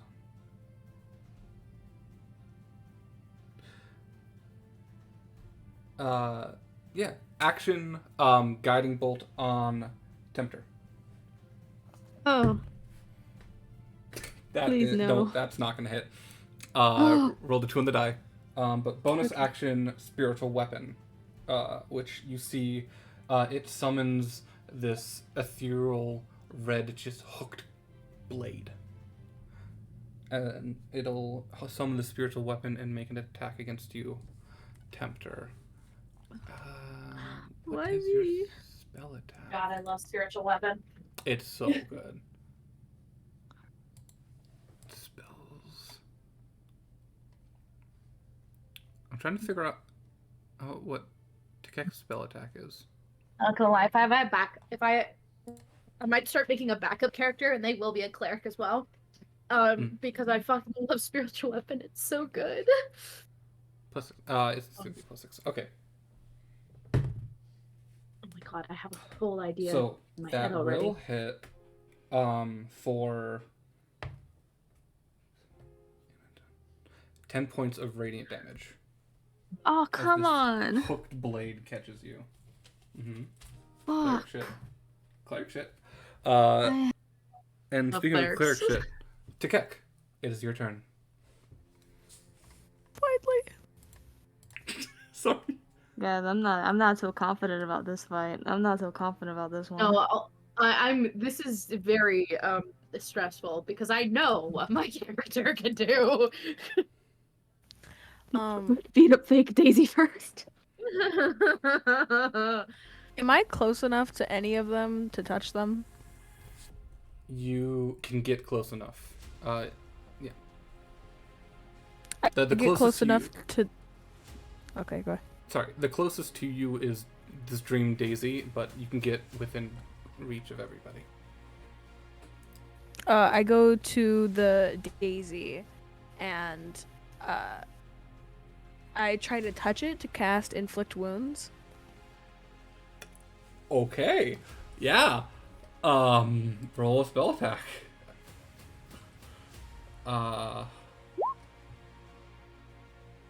Dirty 20? That hits. AC 18. Holy shit. Oh, fuck. Yeah. Damn it! I wish I rolled better on that. But still. That's still really good. Yep. 10 points of necrotic damage. You have a bonus action.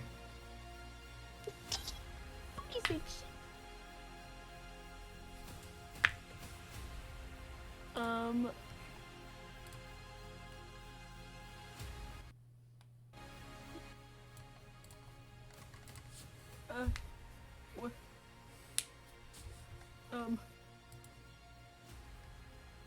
The fuck did I get magic stone?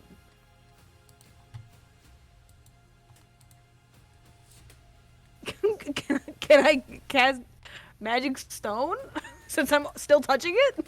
Is magic stone an action or bonus? It's a bonus. Well, I clicked bonus action and it has magic stone under it.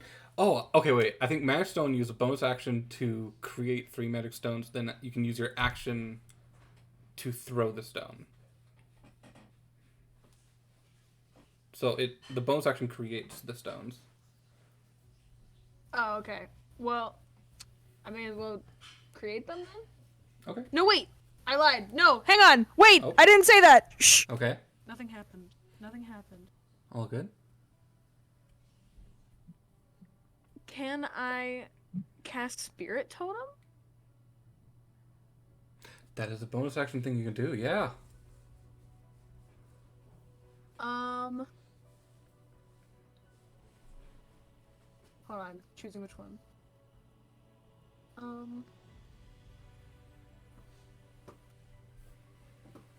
I cast the Bear Spirit, which means that everybody gains hit points equal to 5 plus my Druid level, and my Druid level is 2, so 5, 6, 7. 7 extra hit points. That's temporary hit points or just extra hit points? It says each creature, when the spirit appears, gains temporary hit points equal to 5 plus your, yeah. Okay. In addition, you and your allies, we also gain advantage on strength checks and strength saving throws while in the aura. Nice. Okay, so everyone gets 7 temporary hit points. Make sure to write that down. Got it. That's good. Okay. As long as you're in the range of the totem, which is 60 feet, but I'm pretty sure that we are. Next up is this dream doctor, which looks up at you, Prar. You see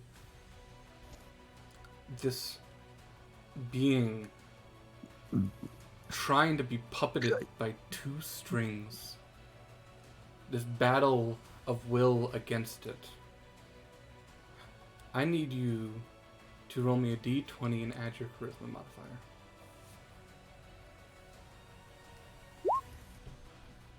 Shut the fuck up. Oh. It's a nat 20. Fuck yes. Okay, I rolled a 2. What does the doctor, this fake doctor, do this turn?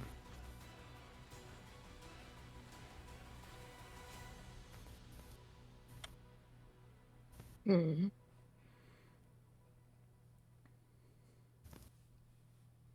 I'm gonna look from it, and then at the other Prar in front of me.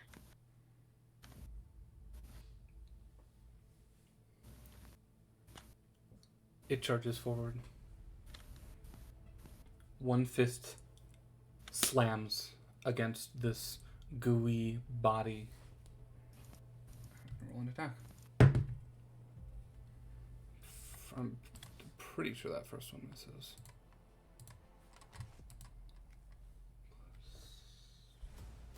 Yeah, that misses. Second attack. Also misses. What the fuck? Bonus action, flurry of blows. And we'll hit with a 28. No, sorry. An 18. It deals.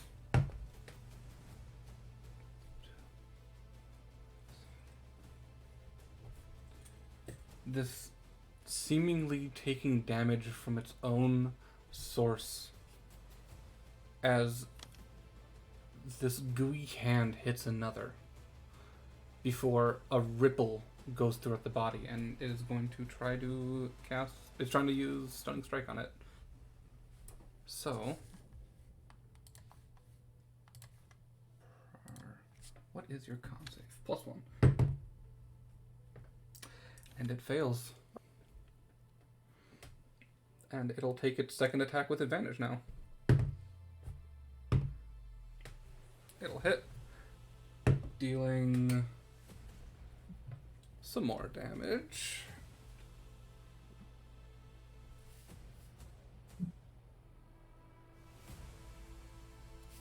Okay, that is this thing's turn. Next up is this Dream Prar, which is stunned. So, next up is you, Prar.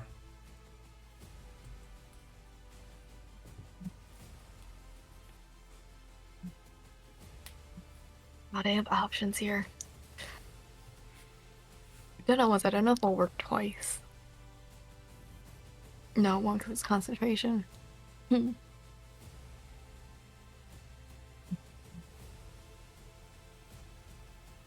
I'm going to take my rapier and I'm just going to stab into the par in front of me. One attack. You have advantage. So 26 for 11 damage plus.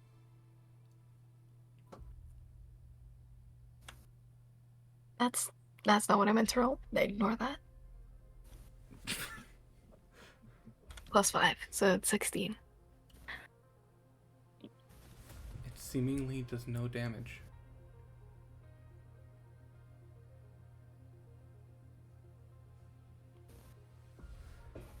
Somehow, this thing is resisting the damage from your attack.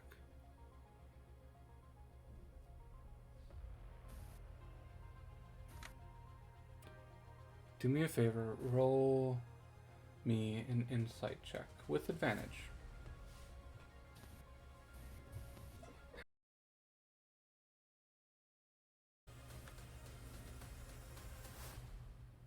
So how about this fight, guys?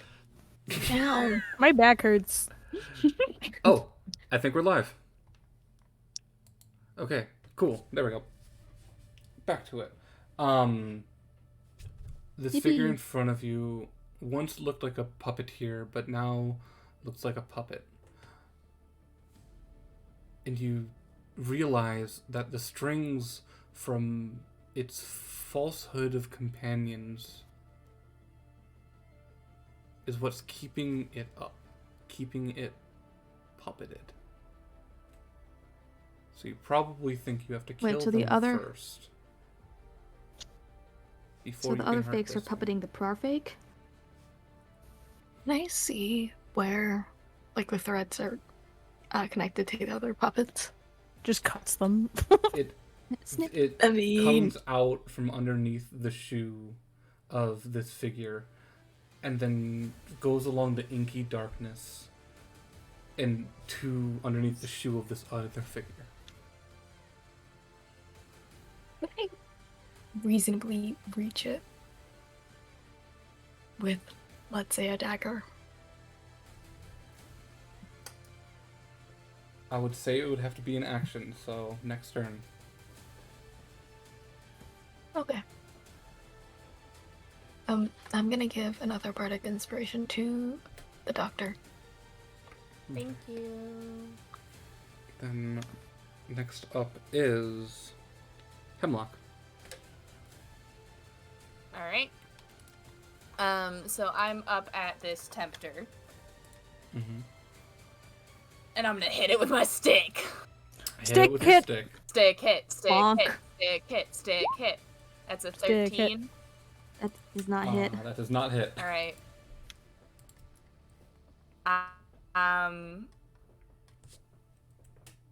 We're gonna go for an unarmed strike then, and that's a 14. That should 14 hit. does hit. Right. And this is gonna be a stunning strike, so roll me a nice little Con save. DC, baby. Con save. What's the DC? Oh, never mind. I fail. I 14. rolled a 10. Okay, cool. Thank you. Also, doing the damage on that is going to be 10 damage on that, and you are now stunned. Oh, that's so... It and would then... have been half to 5 because rage, but you're...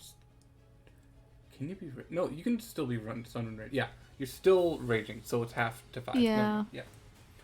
If Okay, you cool. if you go a full round without taking damage or attacking, then your rage drops. Alright, and then we're going a silly goofy unarmed strike again, and that's going to be a 24. That hits. And that's going to be another 10, so... 5 damage.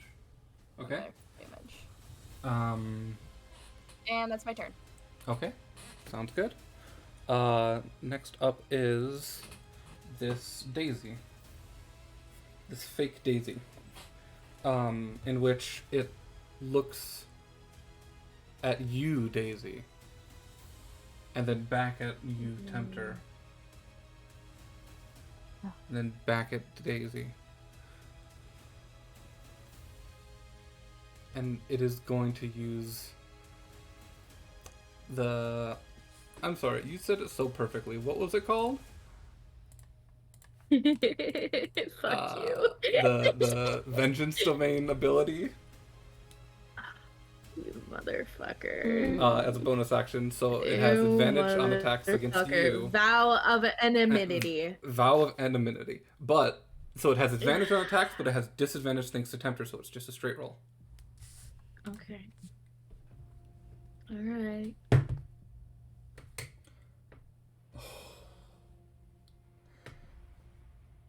Yeah, it's gonna hit. I rolled an 18 on the dice. Ooh, Actually, no, you rolled didn't. an... Try again. Oh. You motherfucker. Also, if you roll an 18 on the dice, I also have shield. I can...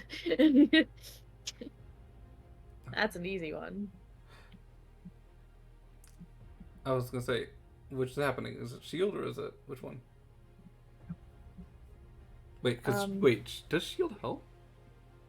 Yeah. 20 It's plus Shield 5 to your AC. plus 5. It's 18 on the Yeah. die, so 18 plus 9. That's without your bonus. Yeah, so shield wouldn't do anything. Oh. Yeah. Yeah, that would not help. So reroll it, please. Reroll. Okay. Silvery barbs. Now shield might Silvery help. barb. 13 on the die, so 22.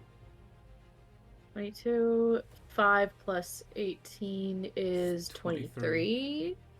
I will cast shield. Also, because I forgot about this part of the spell last time, can I do the second part of the spell for both this time and the last time that I cast Silver Barbs? I can give one of my allies advantage on their next attack roll, ability check, or saving throw. Sure. Oh, actually, it would... Never mind, it's one use of... I'm tired. This one I'm gonna give to Daisy, and the last one should have been for the doctor, I think. Okay, we'll just say the doctor has it. Yeah, doctor, you have advantage on your next attack, and Daisy, you do too. Oh, thank you. Okay. Oh, I already Yeah. have... I would already have advantage on my next attack. But that's only against the Daisy. Now you have advantage against anybody. Ooh. But I can only attack one person. No, you can attack everybody. But you don't need to waste it on me, but okay. Thank you. Trust me, I'm going for Daisy. But I guess I won't. It's the closest to me. So, next up is Tempter. Okay. Real Tempter? Real Tempter. Okay. And remember, You have disadvantage against anybody other than Fake Tempter. So rage, You're so it still would right now. count. Hmm? Or does that just get negated? The fake tempter's also in rage, so wouldn't I also? Oh wait, no. No. Because you're channeling yours Okay, towards never mind. Daisy. It's channeling its towards you. So you can. I'll try and hit it. You have to get. You would have to move away from Daisy. Fake Daisy. Oh yeah. Okay. Oh fuck! I don't want to. Oh gosh, I don't want to have that attack. I'm staying with Daisy. You can attack Fake Daisy. It'll just be at disadvantage. I know. I'll go for fake Daisy, and I still have the bardic inspiration I can use. So You do. You also have javelins if you want to throw javelins instead. that's true. I'll take one one javelin at the fake tempter. Okay. That hits. That hits. 10, half to 5. Okay, that's gonna be this tempter, and I'm gonna do a big swing of my great hammer for the Daisy. It's at disadvantage. That hits. Wait, no, never mind. Fuck. Just you have to roll again. Oh. That hits. Roll your damage. Fuck. So 7 points of damage. Okay. Could have been more. Okay. I mean, you still hit. I know. Any damage is good damage. Speaking about any damage, That's true. it's Fake Tempter's turn. Fuck. Fake Tempter stunned. That's right. Fake Tempter was stunned by you. Is fake tempter? Fake Tempter was stunned by the doctor. No, by Hemlock. Oh yeah. Yeah. Next up, Daisy. Okay.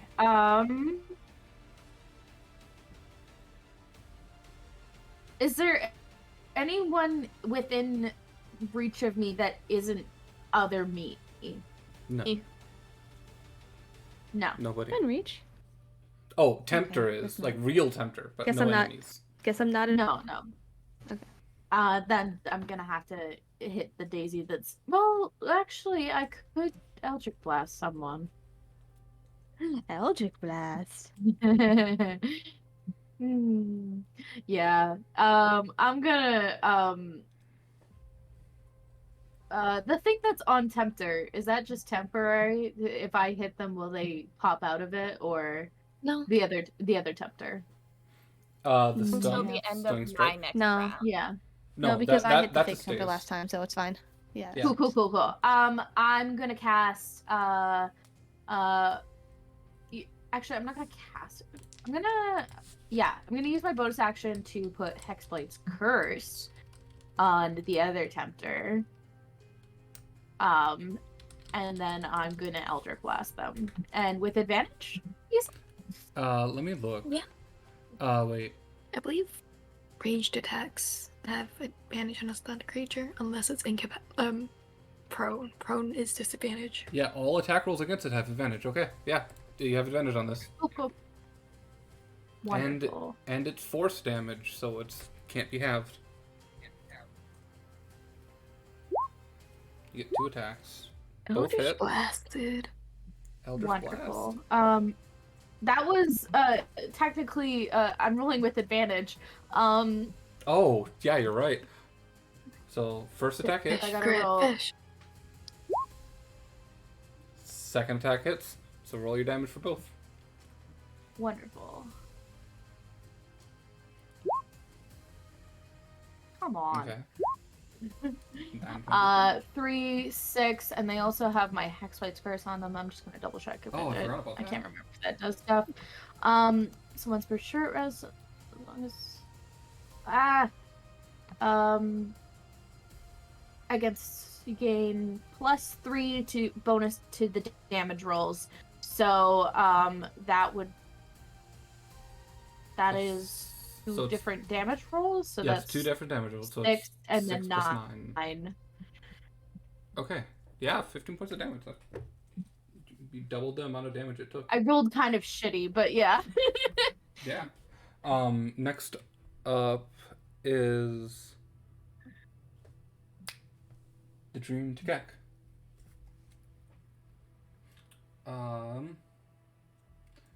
It is going to fly over to Daisy. Fake Daisy. Actually, no. It's gonna stay over by Tempter. It's gonna use Cure Wounds on Tempter. Fake Tempter.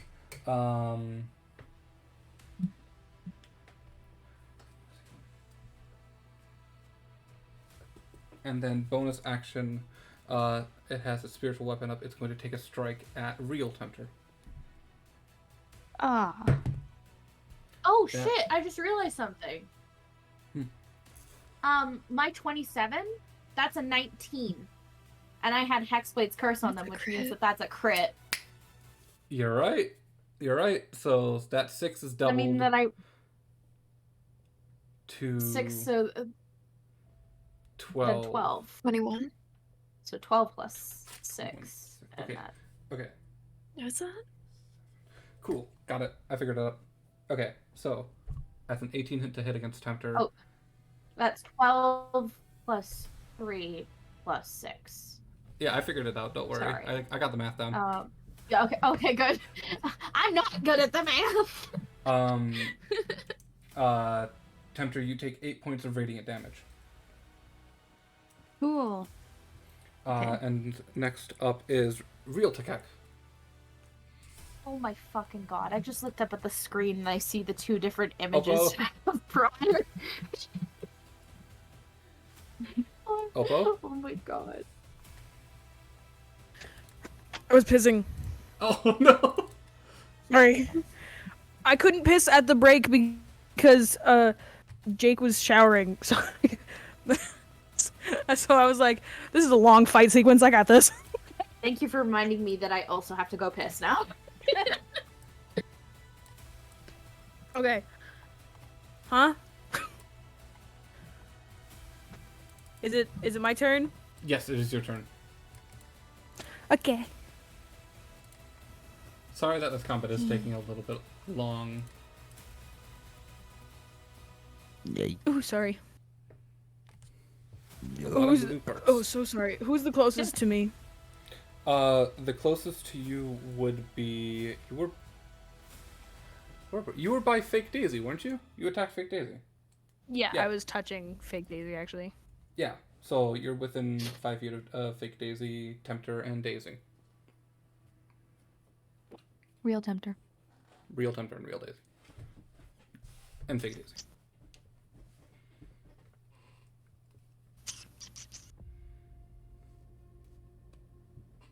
I touch Fake Daisy again and inflict wounds again. Okay, yeah, roll an attack.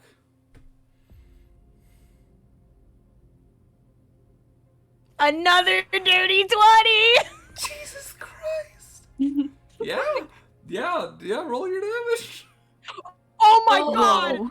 Oh. So sorry.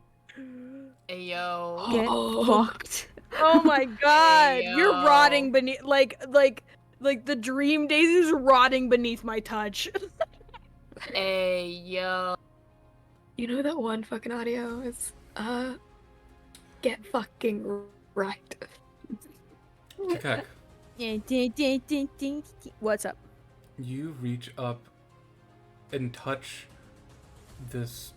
Reach up and touch fate. Sorry. You reach up and touch this red, shadowy falsehood of your friend. And with all the rage Fucking kill behind Daisy. you and Aphrodite, this pink pulse shoots out of your hand and shatters this image in front of you. Holy And shit. as hundreds of little broken pieces of glass fall and sink into the ink below, one of the threads has been severed. It is you have a bonus action.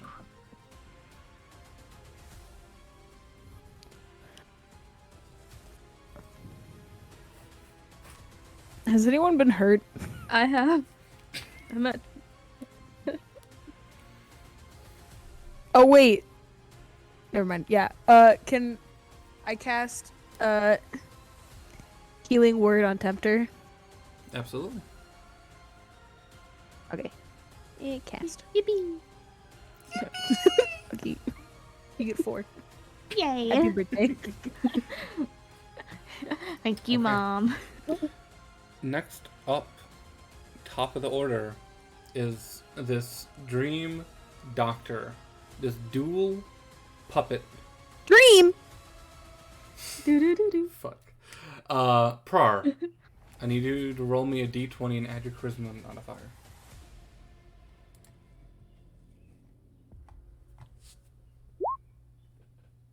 Shut the fuck up. That's Oh too my twice. Nice. As you enforce It's another nat 20. your will over not only this falsehood, but over this creature which has been looming over your life. What does the doctor do? Of the dreams, there's Tempter, Tekek, and Prar left, right? There's Tempter, Tekek, the doctor, and Prar. I will say, last turn, you could not damage Dream Prar, but Dream Doctor could.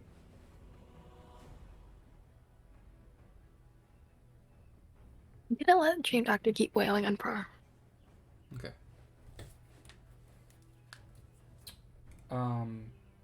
Remind me, Stunning Strike, you're stunning till the end of the next turn? End of their turn. End It of would be- my next turn. The monk's next turn, so they get, So, if they get stunned at the start of their first turn, they get 2 full turns. yeah, so it is, so Dream Prar is stunned, so all these attacks are at advantage. Yeah. First attack. Will hit. And the fun thing about monks is, once you get it going, you can just keep it going. Second attack.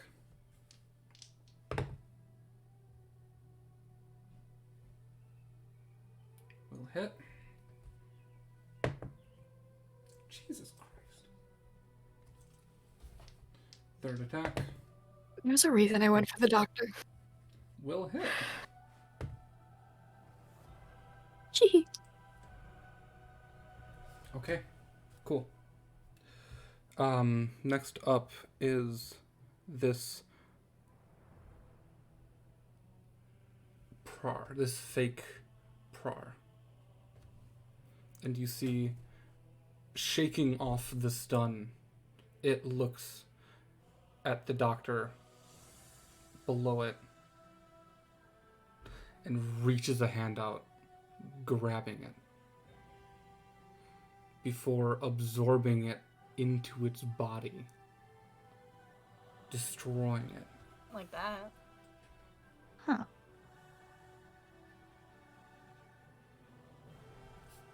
Okay. Bonus action. It will inspire Dream Daisy. Nope, Dream Daisy's dead. Dream Daisy's dead. Dream Daisy's dead. Need to cross Dream Daisy off my list. It will I got inspire. murdered while I was in the bathroom. It was wonderful just hearing. It'll inspire Dream Tempter. And next up is No. Prar. Your turn. I'm gonna take my dagger of returning, Okay. and I'm gonna try and slash at the thread that's connecting Dream Prar to Dream Tekek. Okay. I need you to roll me once again. Charisma plus your D20 plus charisma.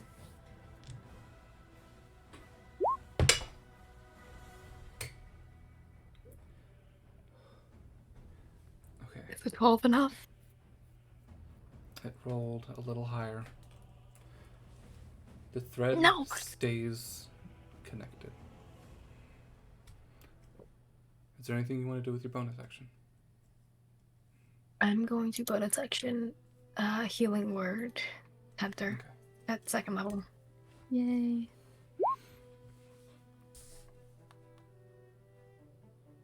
You that's rolled it six as a then first. for me. Wait, you rolled it as a first level, so roll one more d4. Second, it's Oh, 8 wait, it's total, above there, because so that's 8 the total. high. Yeah. I see it. I Oh, see it. 8? Okay. You get 8 points. Yay. Next up is Hemlock. Your turn. I still got Dream Tempter in front of me. Fake Tempter. Yes. And I'm gonna hit it with my stick! Go Well, ahead. not real tempter. This one. And I also get advantage, so I'm gonna You have advantage. just roll that. Mhm. Alright, so... You're not my 20 tempter. You're not my tempter. You're I not just my imagine tempter. Just this Quack, little quack, bird quack. just banging this metal robot with a stick. Alright. So that's gonna be 10 damage for Okay. that first attack. And then... I'm gonna... unarmed strike it. So it's a nat 20 besties. And this is also going to be a stunning strike. Okay. So roll your silly goofy thing. It rolled a 1. Lovely. All right. So that is, what is that number? It's 11? 11. No, I'm Wait. I'm looking at the Oh. dice. Oh. 6. So what is 12 11 plus minus 5, five? 17. It's 17 damage halved All right. to 7. All right. And then I'm gonna whack it with an unarmed strike once more. 17 to 7, that doesn't sound right. I feel like Alright. it's. Wait. 17 it'd be 8. halved rounded It'd be down. 8. It'd be 8? Okay. It would be, Yeah. yeah. Okay. Anyways, and I'm then better 9 damage would be the next damage. 9 half to 4. Well, half to 4, yeah. Okay, cool. Next up is Tempter. Okay. So I still have disadvantage when hitting everyone else besides Fake Tempter. So I'm gonna just smash Fake Tempter's face in. Yeah. And you That's have right. advantage on Fake Tempter because Fake Tempter is in fact stunned. Also, that's a strength something No, that- bear. Oh. No, it doesn't work for attacks. It's only strength. Like Great strength check. hammer. And you said I have advantage as well. So you do have an advantage. Okay. 17 Strength hits. check. Oh, look at that. Ooh, nice. That is nat 12. So, That's 15, max damage. 15 Plus- half to 7. 8. No, plus I'm enraged, so we know. You're right. Yeah, Yeah. I'm enraged. 17 half to 8. We did it again. Yeah! Okay. And then cool. let's do another one against this bozo. Get bonked. Okay, that already hits. Crit fish. That Still hit. hits. Oh my gosh. Love it. Love it. Girly pop. Amazing. Let's The only thing going through my mind is, you know, that one person on TikTok who has a style that is very similar to that of a clown and has this bag that they put like various very heavy objects in and just spin them around. Oh, yep. Yeah, that's us. Okay. I just picture the sound that's like how you say ménage à trois. Really? Really? It's a fucking French word! So, Dream Tempter is stunned again. So, next up is Daisy. Wonderful. Wonderful. Fucking fantastic. So there is, which Doctor's dead. There is Dream Tekek, Dream Tempter, and Dream Prar. Dream Prar And cannot be hurt until the rest are down. Mine is dead. I'm just gonna double check. Cool. Okay.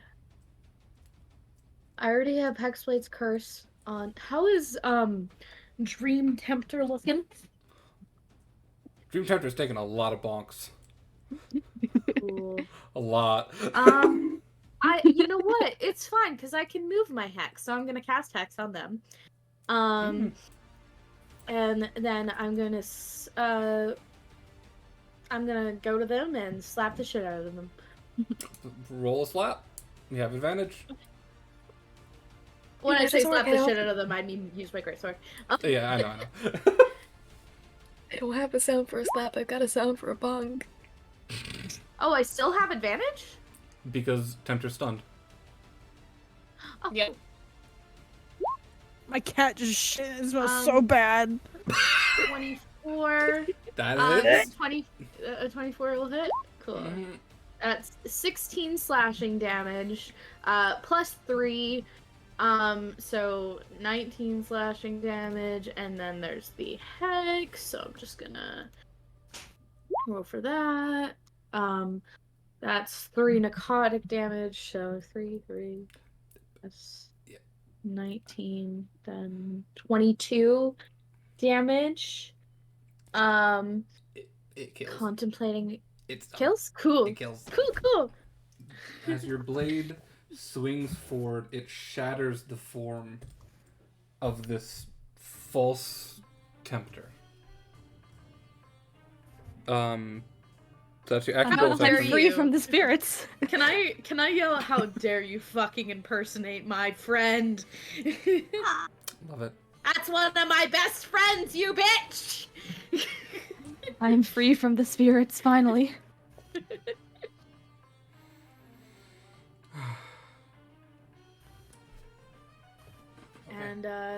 And my turn there.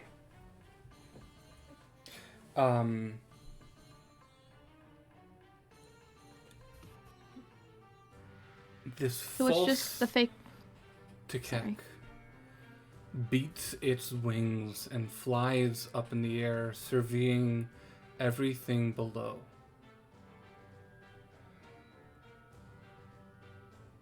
And it'll fly right behind Prar and reach out to touch. Fun. Teach out to touch face. Sorry. That's gonna hit. Actually, no thanks. Roll again, please. Yeah, thank you. I love it when you just say no thank thank you. you. It sparks joy. Do you have enough spell slots for it? It's a I second do. level spell. You've used it It's a. twice already. I have it down as a first level. Hold up. I thought it was a second. It's the first level. I did use a second level spell slot for that one though. Okay, first level spell. I'm just like watching all God the damn, it's a Yeah. first level spell. Jesus Christ. Yeah. The only thing Okay. is, you re-roll it, but you take the new roll no matter what, even if it's better. Yep. Okay. It's not a you re-roll and take the lower.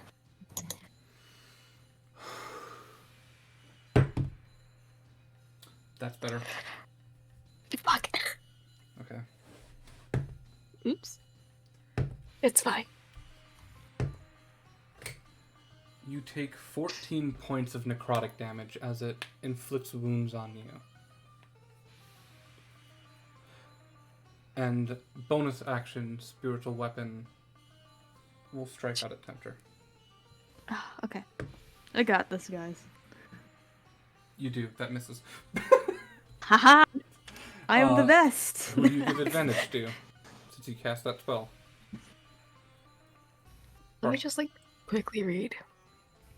I'm giving myself that. Okay. Cool. Then next up is Tekek. Hi. Who am I closest to? I mean, you're equally close to fake you and fake Prar.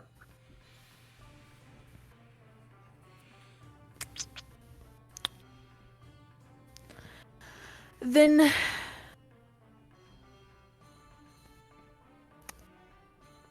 I go to fake me.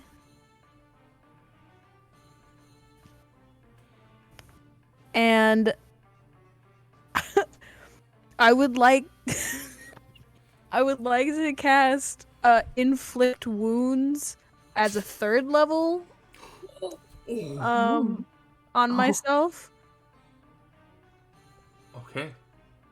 Yeah. Yeah.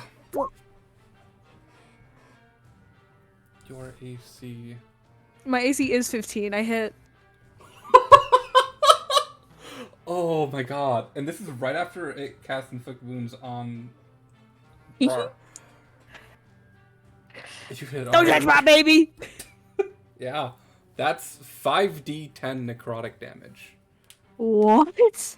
Yeah. Takek's going all off.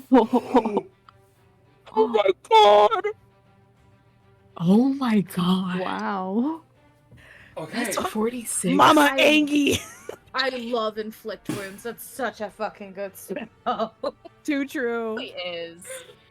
You took it from 51 hit points to 20. Nice. Let's go. Jesus Christ. Okay. You have a bonus action. Hey, actually, I think I'm seeing 2 different rolls for inflict wounds. One's 15, one's 31. Huh? No, the 15 was to cast. Oh, was it? Oh, that's my Yeah, bad. That's the hit. That's the hit. Oh yeah, that's yeah. So it looks like one big thing if I'm like if I was only to cast the first one, you wouldn't see the bottom one. It only Okay. is if it hits that I cast it. But anyway, shit, what was I saying? You have a bonus action. You can. Oh, bonus action.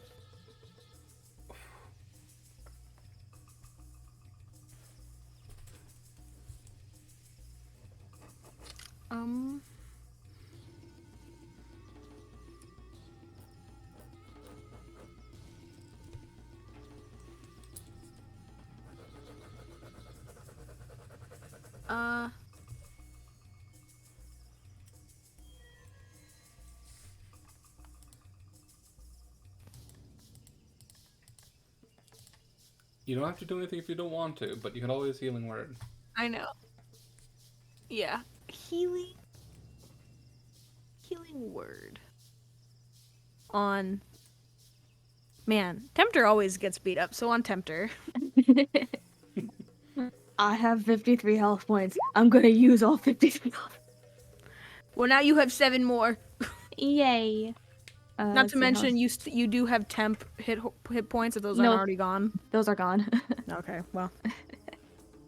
I got hit again.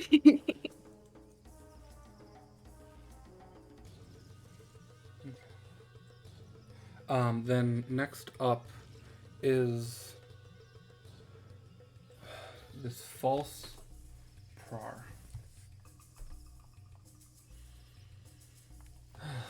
What will it do? I love watching Olive play our characters better than us. I love watching Olive We're click through my fucking character sheet. We're defeating our own characters. What are you talking I about? know, but like the monk, like you know what I mean. I know, I'm a shitty monk, it's fine. So, You're a child, it's fine. Kisses you on mouth. so Takek moved up. Tempter was still back. Doctor, you were up. Who was up by this creature? It was Takek, the Doctor, and Prar, right? I think so. I know I Or was. Doctor, were you up by by this creature, or were you back? By the fake tempter. You're by the so you were by this creature. Okay.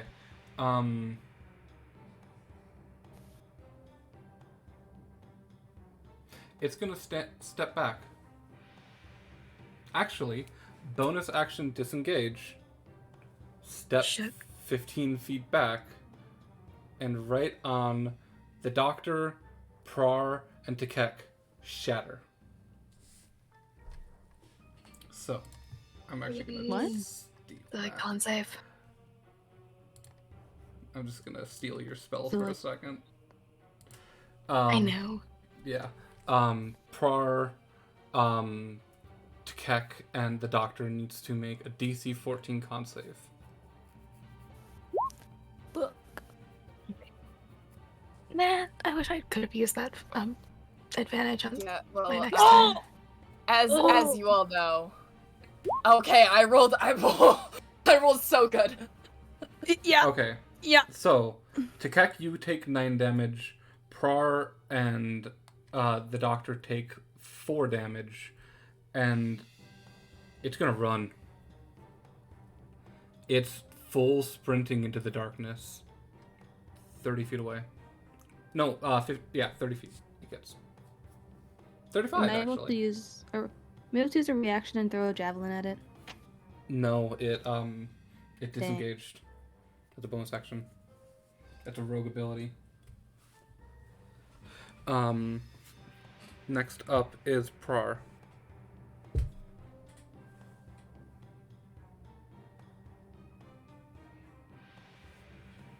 I have to do some math. Hold up. So there's actually fake Tkek would have been in that shatter, so it's also going to make a save, and it fails, so it takes the 9 damage.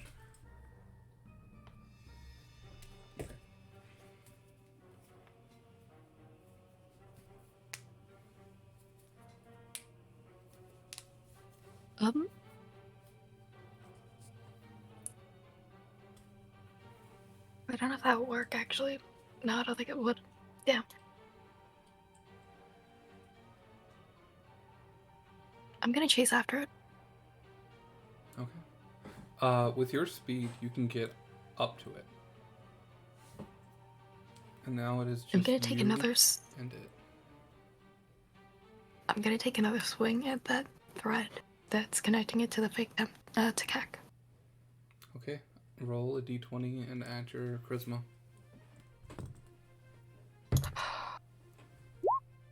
It's a 19.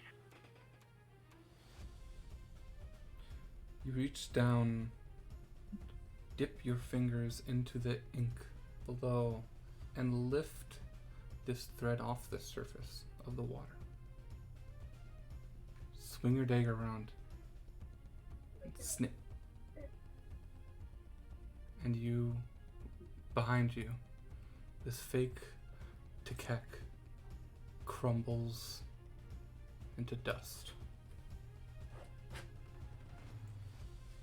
That's your action. My bonus action, I'm gonna take an offhand with the dagger of returning against fake Prar.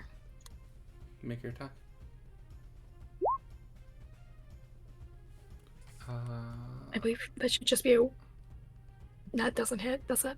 No. Your Yeah. AC is 15. Yep. Yep. Okay. So, next up is Hemlock.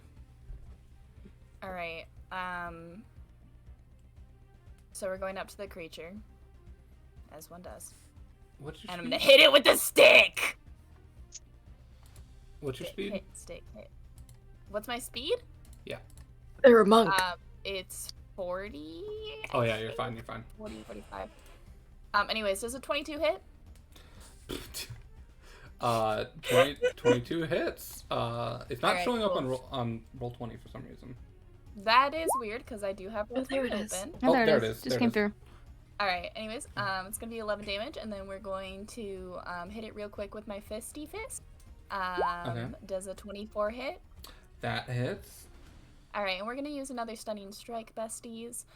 So please roll your Constitution saving throw. That would be a fail. Awesome, thank you so much. Anyways, we're gonna hit it with a flurry of blows. So I'm gonna do 21 and that's a 10 for the other one. So I do not believe a 10 hits, but 10 does not, but the 21 does. and so that's gonna be 11 damage. Okay.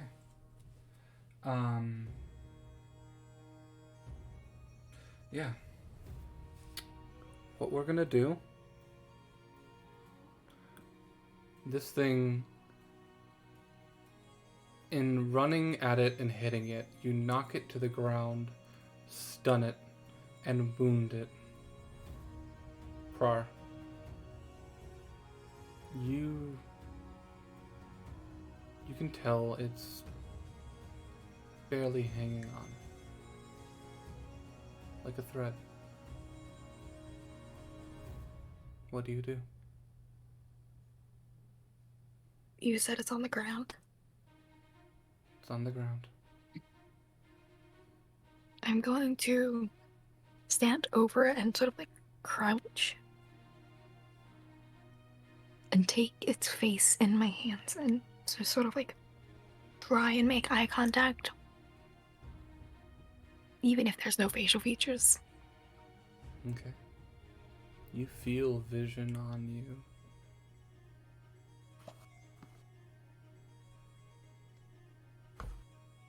You are what I was meant to be. I am not you. I will never be you.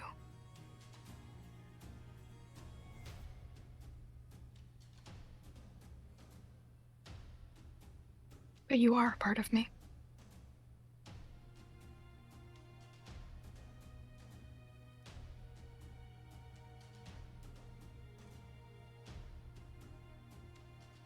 He's gonna stand up.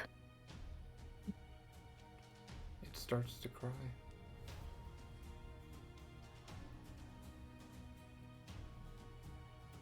Tears flow down a shapeless face,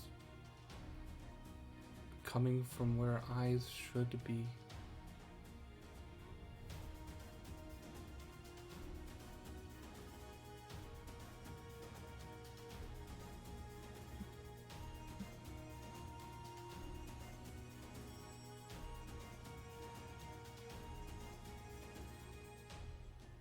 What do you do?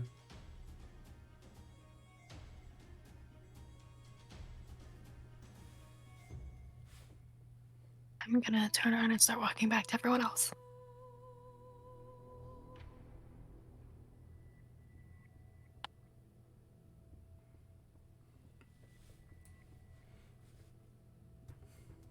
You walk away, regrouping with your friends and leaving the red silhouette there, alone on the ground.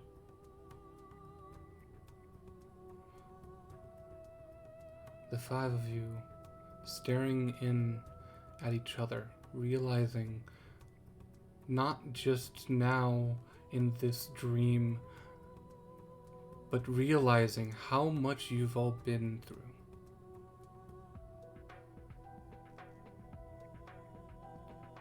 Tekek, you feel a squeeze.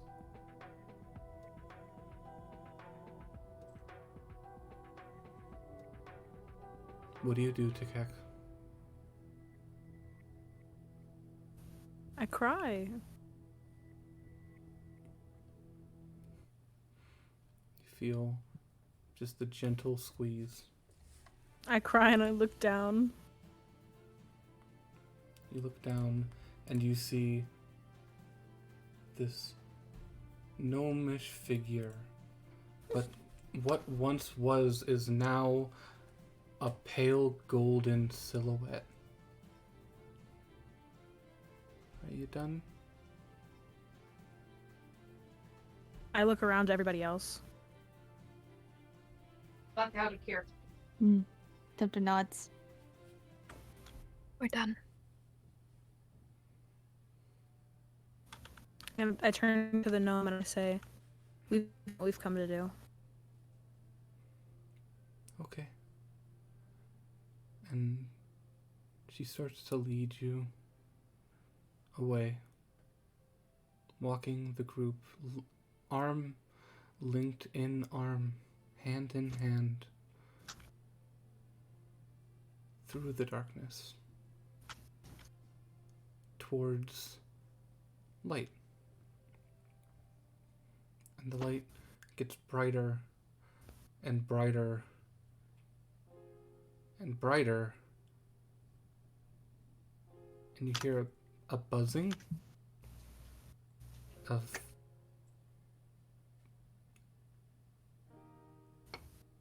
it's some humming you've heard before, the humming of the lights in Vaughn's office. You all wake up.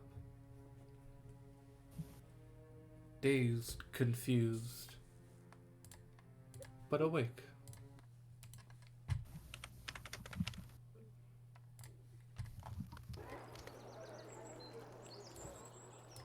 Prar, you find yourself laid out flat on the couch. The rest of us are on the floor. Tikek, you are on the other couch. Daisy and the doctor are laid out in medical cots, and Tempter is leaning up awkwardly against the wall, kind of pushed into the corner. I'm too heavy. You all wake up, and it's light in the room, and you look around. Vaughn is asleep at his desk, head down, and there's no one else in the room.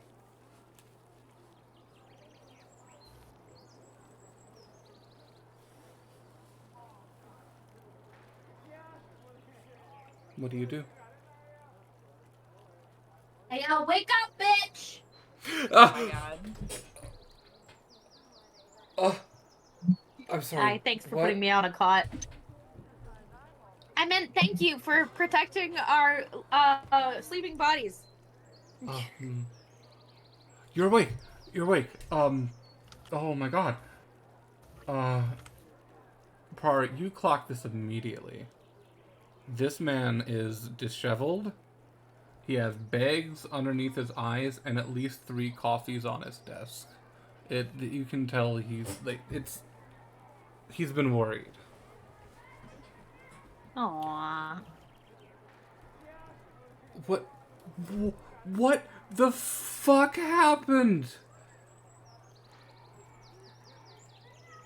Very good question. That's a very good question.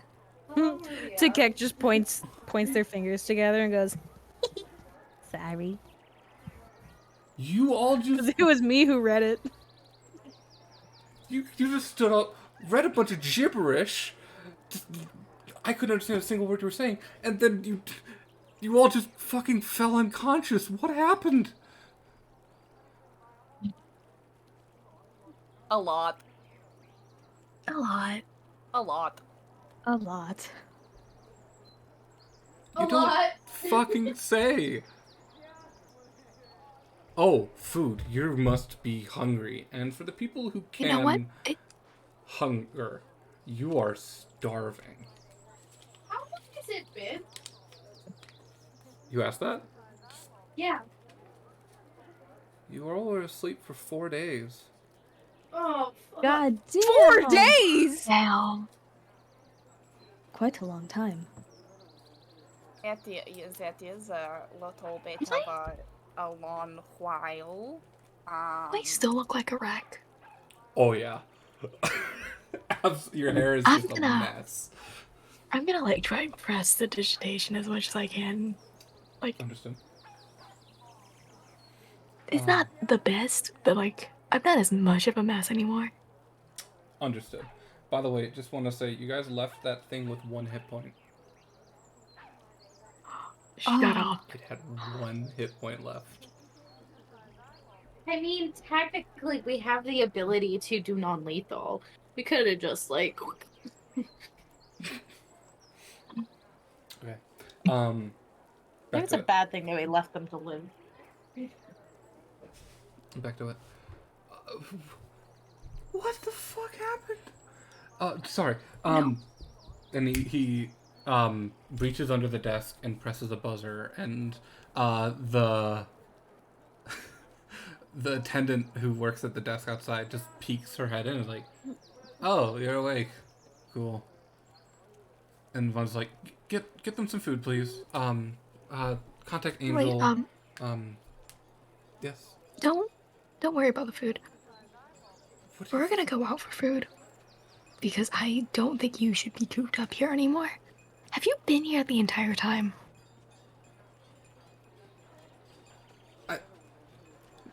You fell unconscious. You were unconscious for 4 days. Someone had to fucking look after you. You all. Would have sent us to You like love us. I'm gonna just like walk. Is he still behind his desk? It is Yes. bizarre you decided to keep us in your office and not move us to a medical facility. I'm gonna walk around his desk and just sort of like pull him out of his chair and into a hug. He's starting to react to you. Temper's like, I could move the others, but I couldn't move you. You're too head. And then he just gets tackled into the hug. I'm like, Thank you. don't fucking do that again. Don't. I use this office for things, for work-related things. We had to hold meetings in the break room.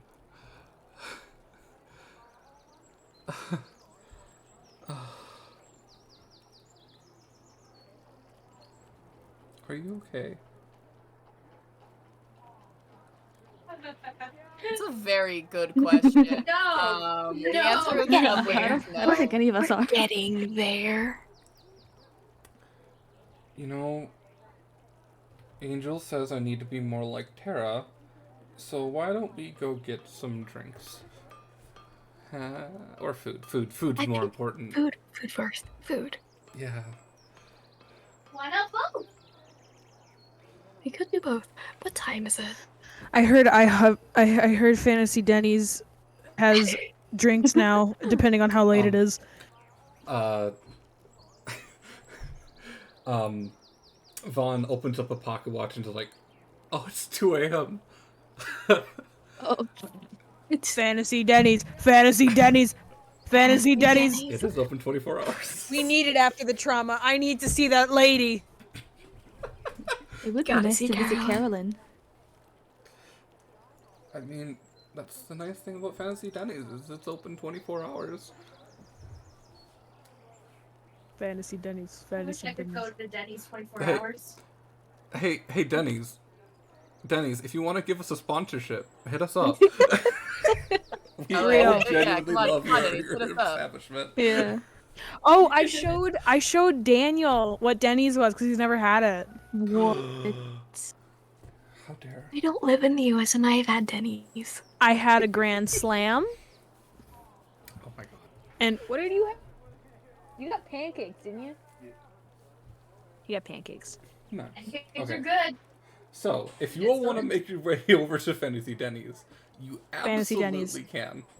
can. You head down, you head down the mostly dark tower of the Hush building, and across town to Fantasy Denny's, which you get to the door. It was Sherbert. Oh, that's the name of your cat. Yeah. Yes. I was keeping them in the office, and then they shit on my desk, and so Corbin took them home for a little bit. I can go retrieve. I like that cat. This is the one cat that I like. We can go get Sherbert later. We're getting food first. And Should then we're I- getting you a litter box for your office. I mean, should I go get? Wait, what? Sorry. We're getting what for his office? A litter box. Don't forget a cat treat. Should I go get Tara? I'm gonna get Tara. I'll be right back. And he literally heads right across the street to, and just heads right in the front door. And a little bit later, comes back out with just pulling Tara along, a very groggy, sleepy Tara, just in like these silk like pajama top, pajama bottom, and like the nighty hat, almost like a Scooby-Doo character. Just vibing. It's that, but the buttons on the shirt are open just a little too much. There's a bit of a V going on. Awooga. And also, her muscles completely fill out the top. Awooga. Awooga. Mommy. She's like, I heard we're getting drinks. Denny's Oh, and Can drinks. drink, yes. You're all awake. Look at that. Yay. I like how that was what you remembered first. Just the drinks, and then you're like, oh, you guys are back. Hey. Hey. You all head in, find... You have to, like, push 2 tables together for there to be enough room, and there's nobody else in this Denny's except the employees. Which, Caroline seemed to have picked up a double. And is working... Aww. Yay. Well, not yay, but yay. You see, she's, as you walk in, just seemingly tired and bored. And then she looks up and sees you all and like, oh, if it isn't you all, it's good to see you again. How are you all doing? The party I just go in looks for at a each hug other. on Caroline. I just like start. I've been strong. I need someone else to be strong. Oh, it's okay. Come here. It's okay. Why don't we sit you down? I'll get you some coffee. And how about I'll get you something sweet on me. Okay? Yes. Oh, it's gonna be one of those nights. First, gonna point at Vaughn and say, milkshake for him, not coffee. Vaughn just like, I'd Like, recommend really like a does. strawberry milkshake, so you at least have some like fruit in there. You're starting to look a little jaundiced, boy. Just a little bit. Do you have scurvy? No, I eat lots of fruit and vegetables, obviously, all the time. So a strawberry milkshake.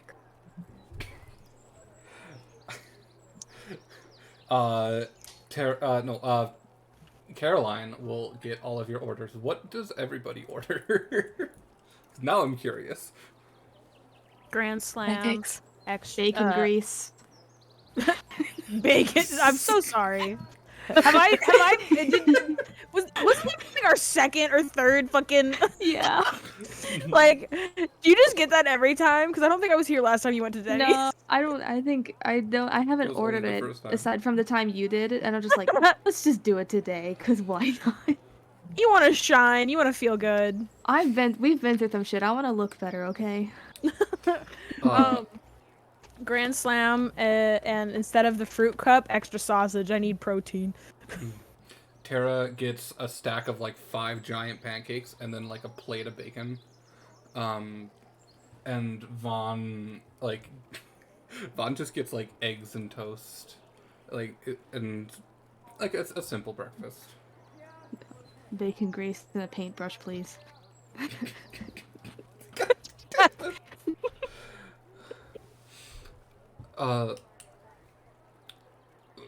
Vaughn looks over to her. Well, okay, so, news. Yes, sorry, it is 2 a.m. We worked together, we have shut off the rail leading to Harnver. We're saying, it is because... Quarantine. Yes, we're saying because if there's some kind of cold going around that needs to quarantine the town for a little bit.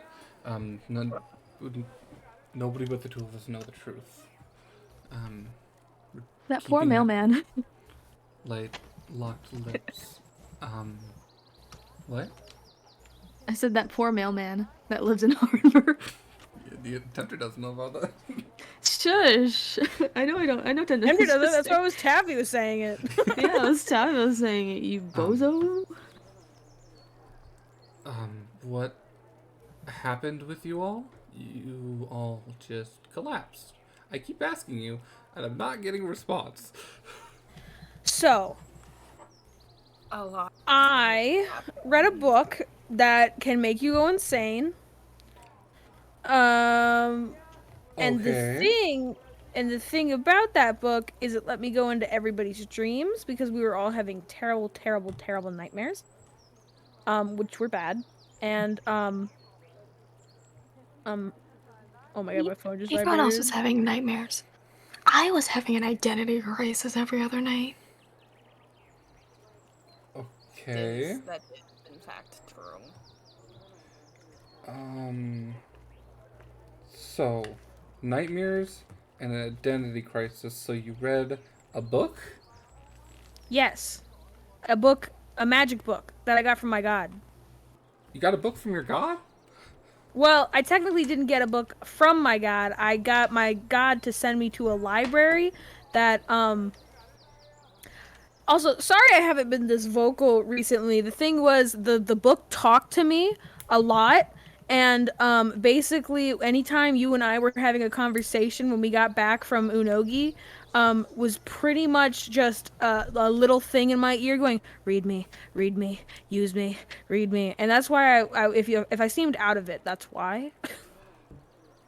Jesus fucking Christ. Yeah. And so so the thing about that is so that happened, and and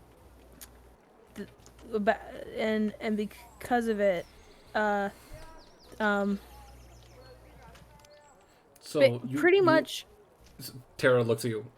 So you had an evil book whispering to read it, and then you did, and you all passed out for 4 days.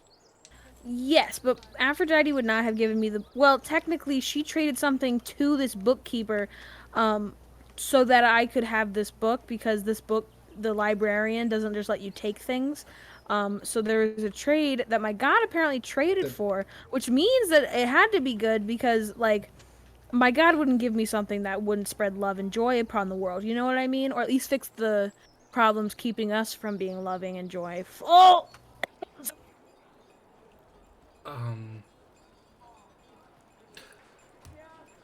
Okay.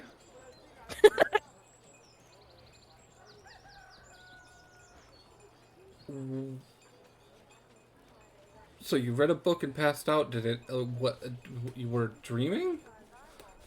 Yes. Well, nightmaring is the better You know what? word. Avanta's like, you know, it's not. Tara's the one that's been asking. Avanta's like, it's not. If they don't want to share, they don't have to.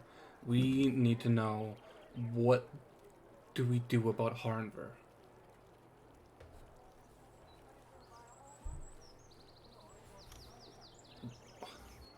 Quarantine it?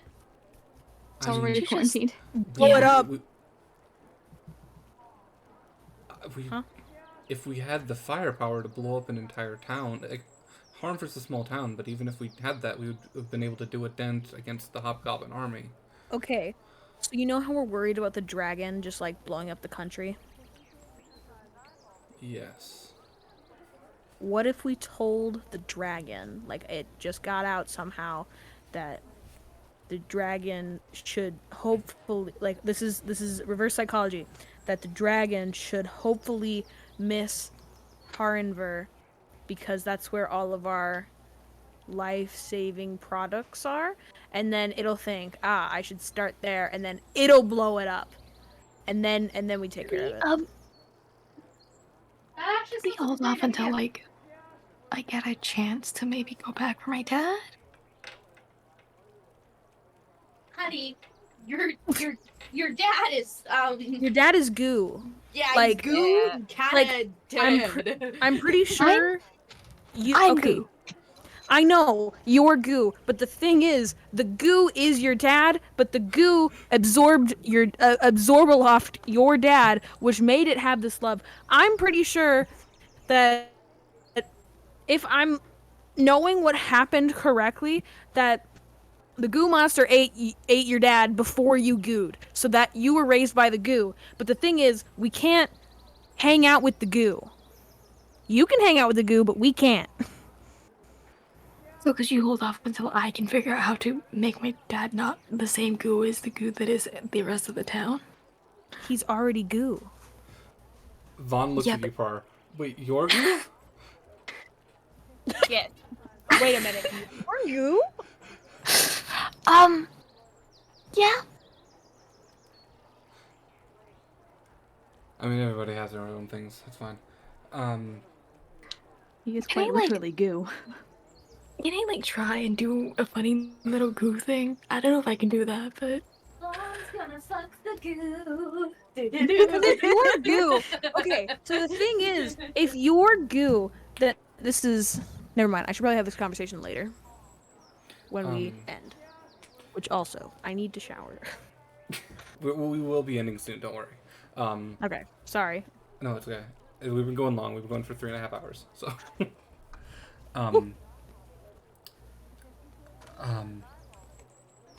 Par, you try to do something to enforce the will that you were able to in that dream.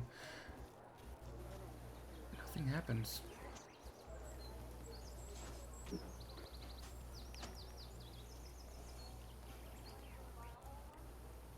dream logic's different, I guess.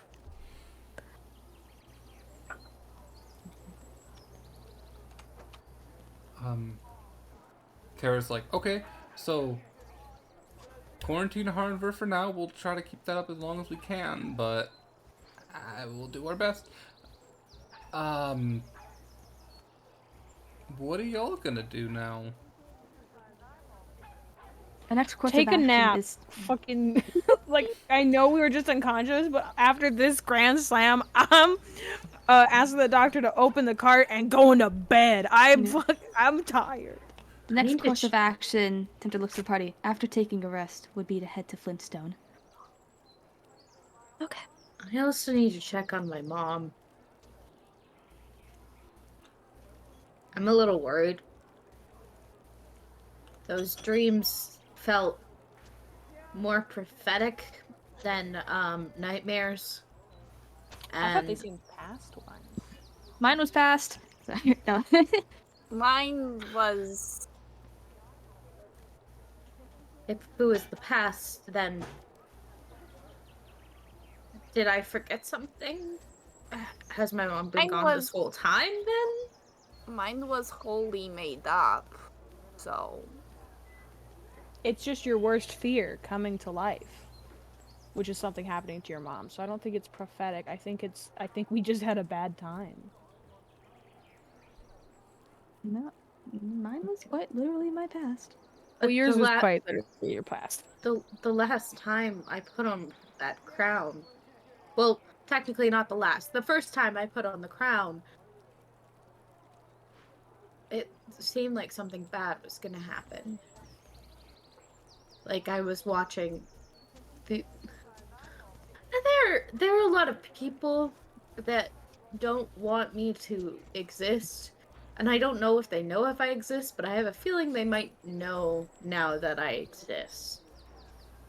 You know? I don't know. I want to put back the crown back on and check on my mom, but at the same time, I'm also. I wonder if I put it back on, it might provoke something, but if I don't put it back on, I won't know. I believe you should put it back on. Okay. Maybe wait until we're more like Yeah, after stable. resting. Yeah. Okay. After a long sleep. Okay. We do a little bit of EB. Tara pipes up. I mean, Flintstone would be a good course of action. I have a friend there. Her name's Naverna. She's the leader of Flintstone. I believe I said she would be the most likely to agree to the allyship. So, and honestly, she might know more than any of us. She's very wise.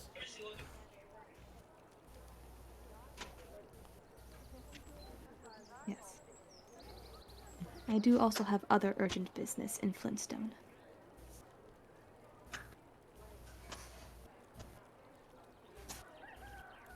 Oh, okay. Well,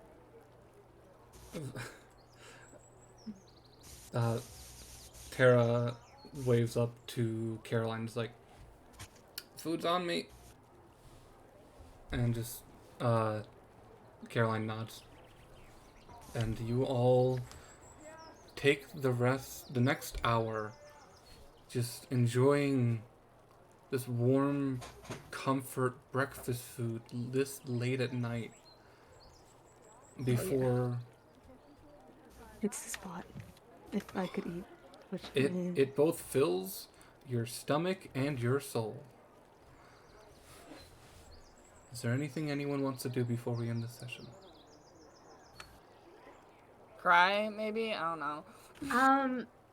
I go and have a long rest no matter what. You Yep. can't There's stop some- me, bitches. It's There's gonna end something with I you guys really- having a long Cards. rest. Open There's up the something cards, I just really Oh, want to do, sorry, but yes. I can't do it until the morning, technically. Actually, I We're want just to sit gonna- everyone in the party down in the cart. You're gonna have to wait a sec for that because Pearl's gonna make sure that Vaughn goes back and fucking sleeps.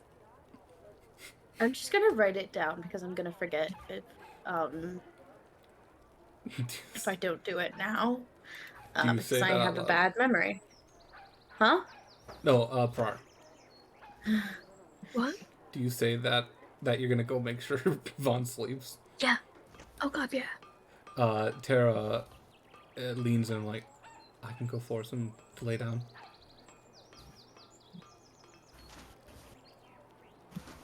Unless you want to take care of it.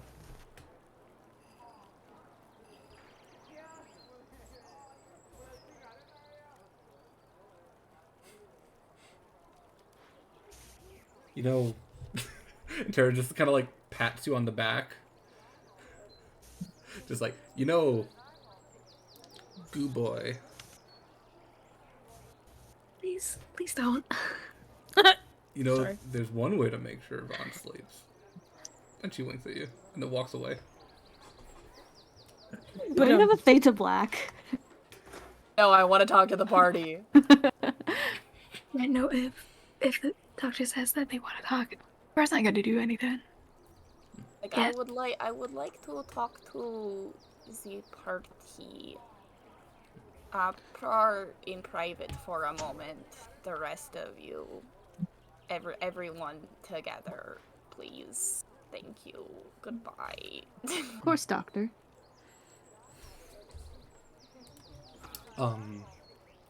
Vaughn promises he'll go home and actually get sleep in an actual bed. Good.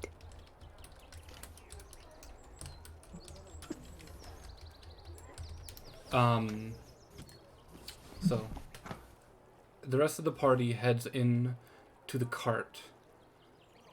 Doctor, what would you like to do?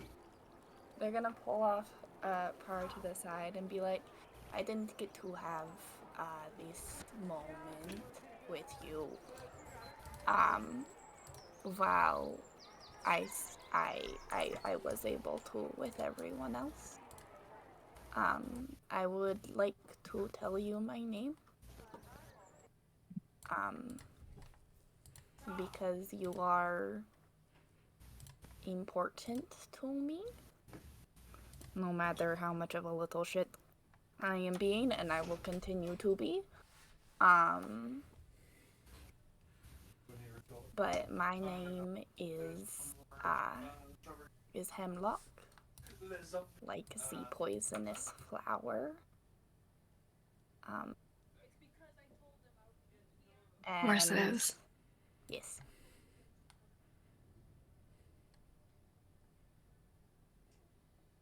Price is what? What does Pearl's just gonna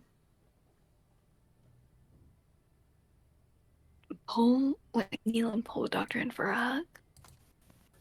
And just sort of whisper, thank you. Great, cool. Now time to go talk to everyone else. Everyone all at the same time. Come And The they two of drag Prar back into with the rest of the party. The five of you all get together in the cart, sitting around the entryway inside. What do you do? I just sit on the floor, crisscross applesauce.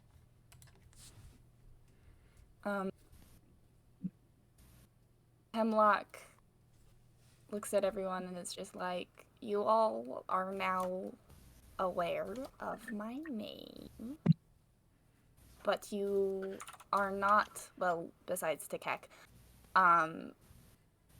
aware of the significance of that. In Kenku culture, children do not tell their names to anyone outside of their family. And you all have become my family. Points gay. Kidding. Shut the fuck up. I'm kidding. I'm so sorry. I'm so sorry. I'm gonna fucking glow up Hemlock and be like, my little brother. I always wanted a little brother.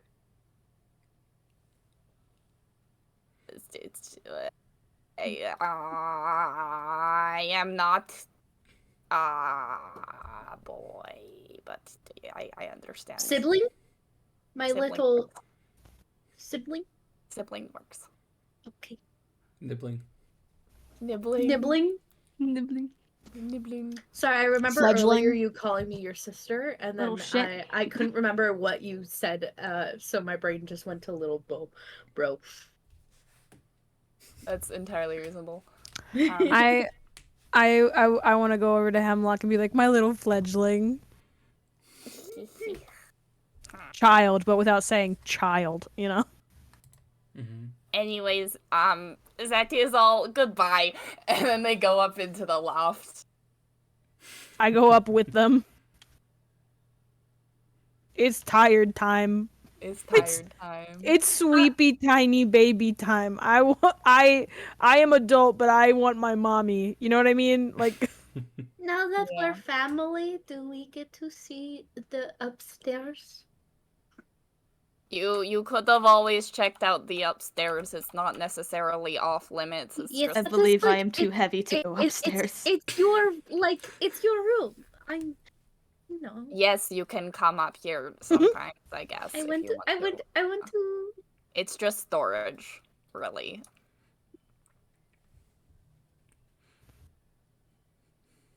It's very cozy. You all find your own respective ways to fall asleep through this. After a challenging nap, Prar, do you sleep? Yeah. You sleep tonight, and for the first time in a long time, it's a peaceful one.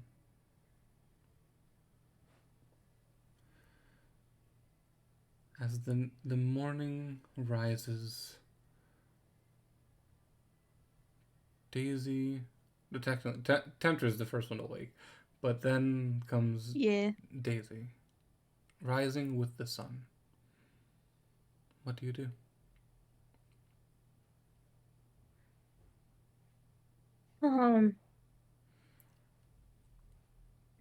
I know that I want to put on the crown, but I want to wait for everyone to be awake, just in case.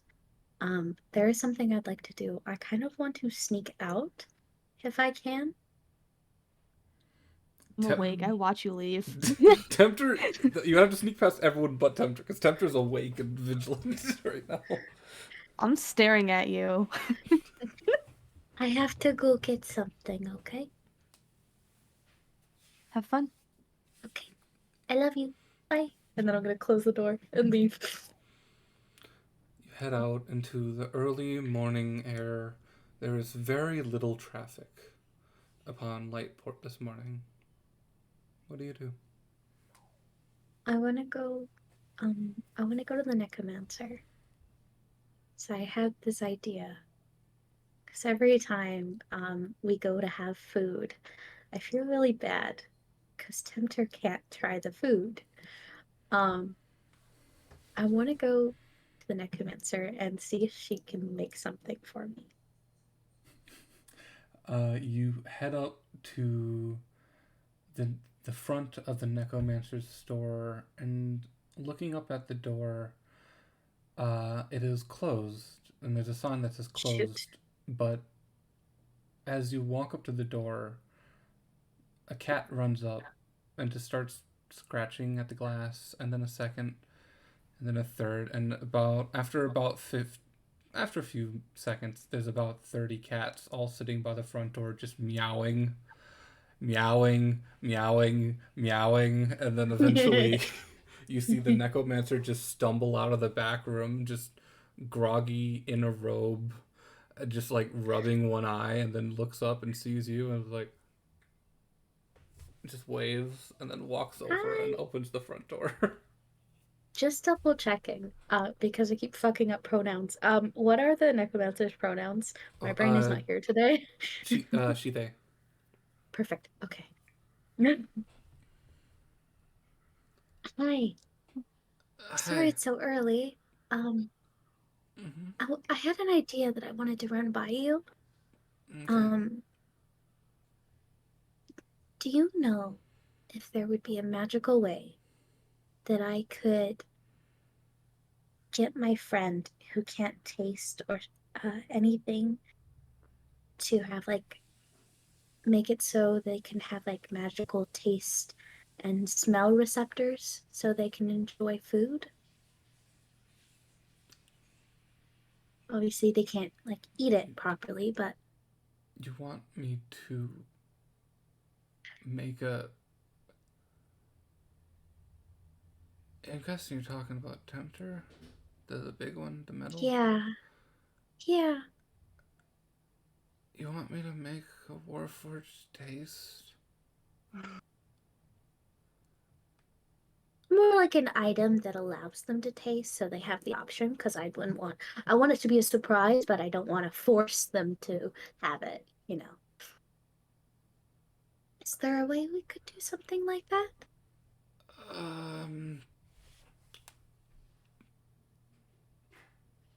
I would have to do some research. Yeah. Okay. I'll look into it. Okay. Thank you. Sorry for if I woke you up. No, it's fine. Have a good morning, friend. I'm gonna go make coffee. I'll be in contact with you. Okay. Thank you. Okay, bye. And she just closes and locks the Bye. door. I do a little wave, and then I do a little wave at the cats. I do a little wave for each one of the cats, so it's a lot of waving.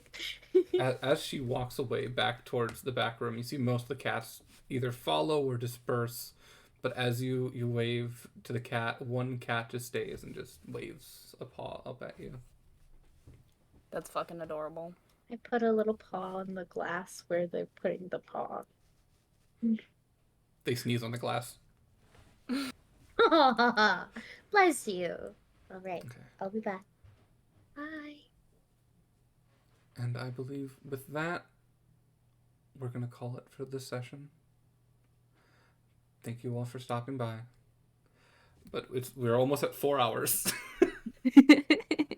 So, thank you for stopping. I hope you all have a good night. This has been so much fun. And I will see you next week.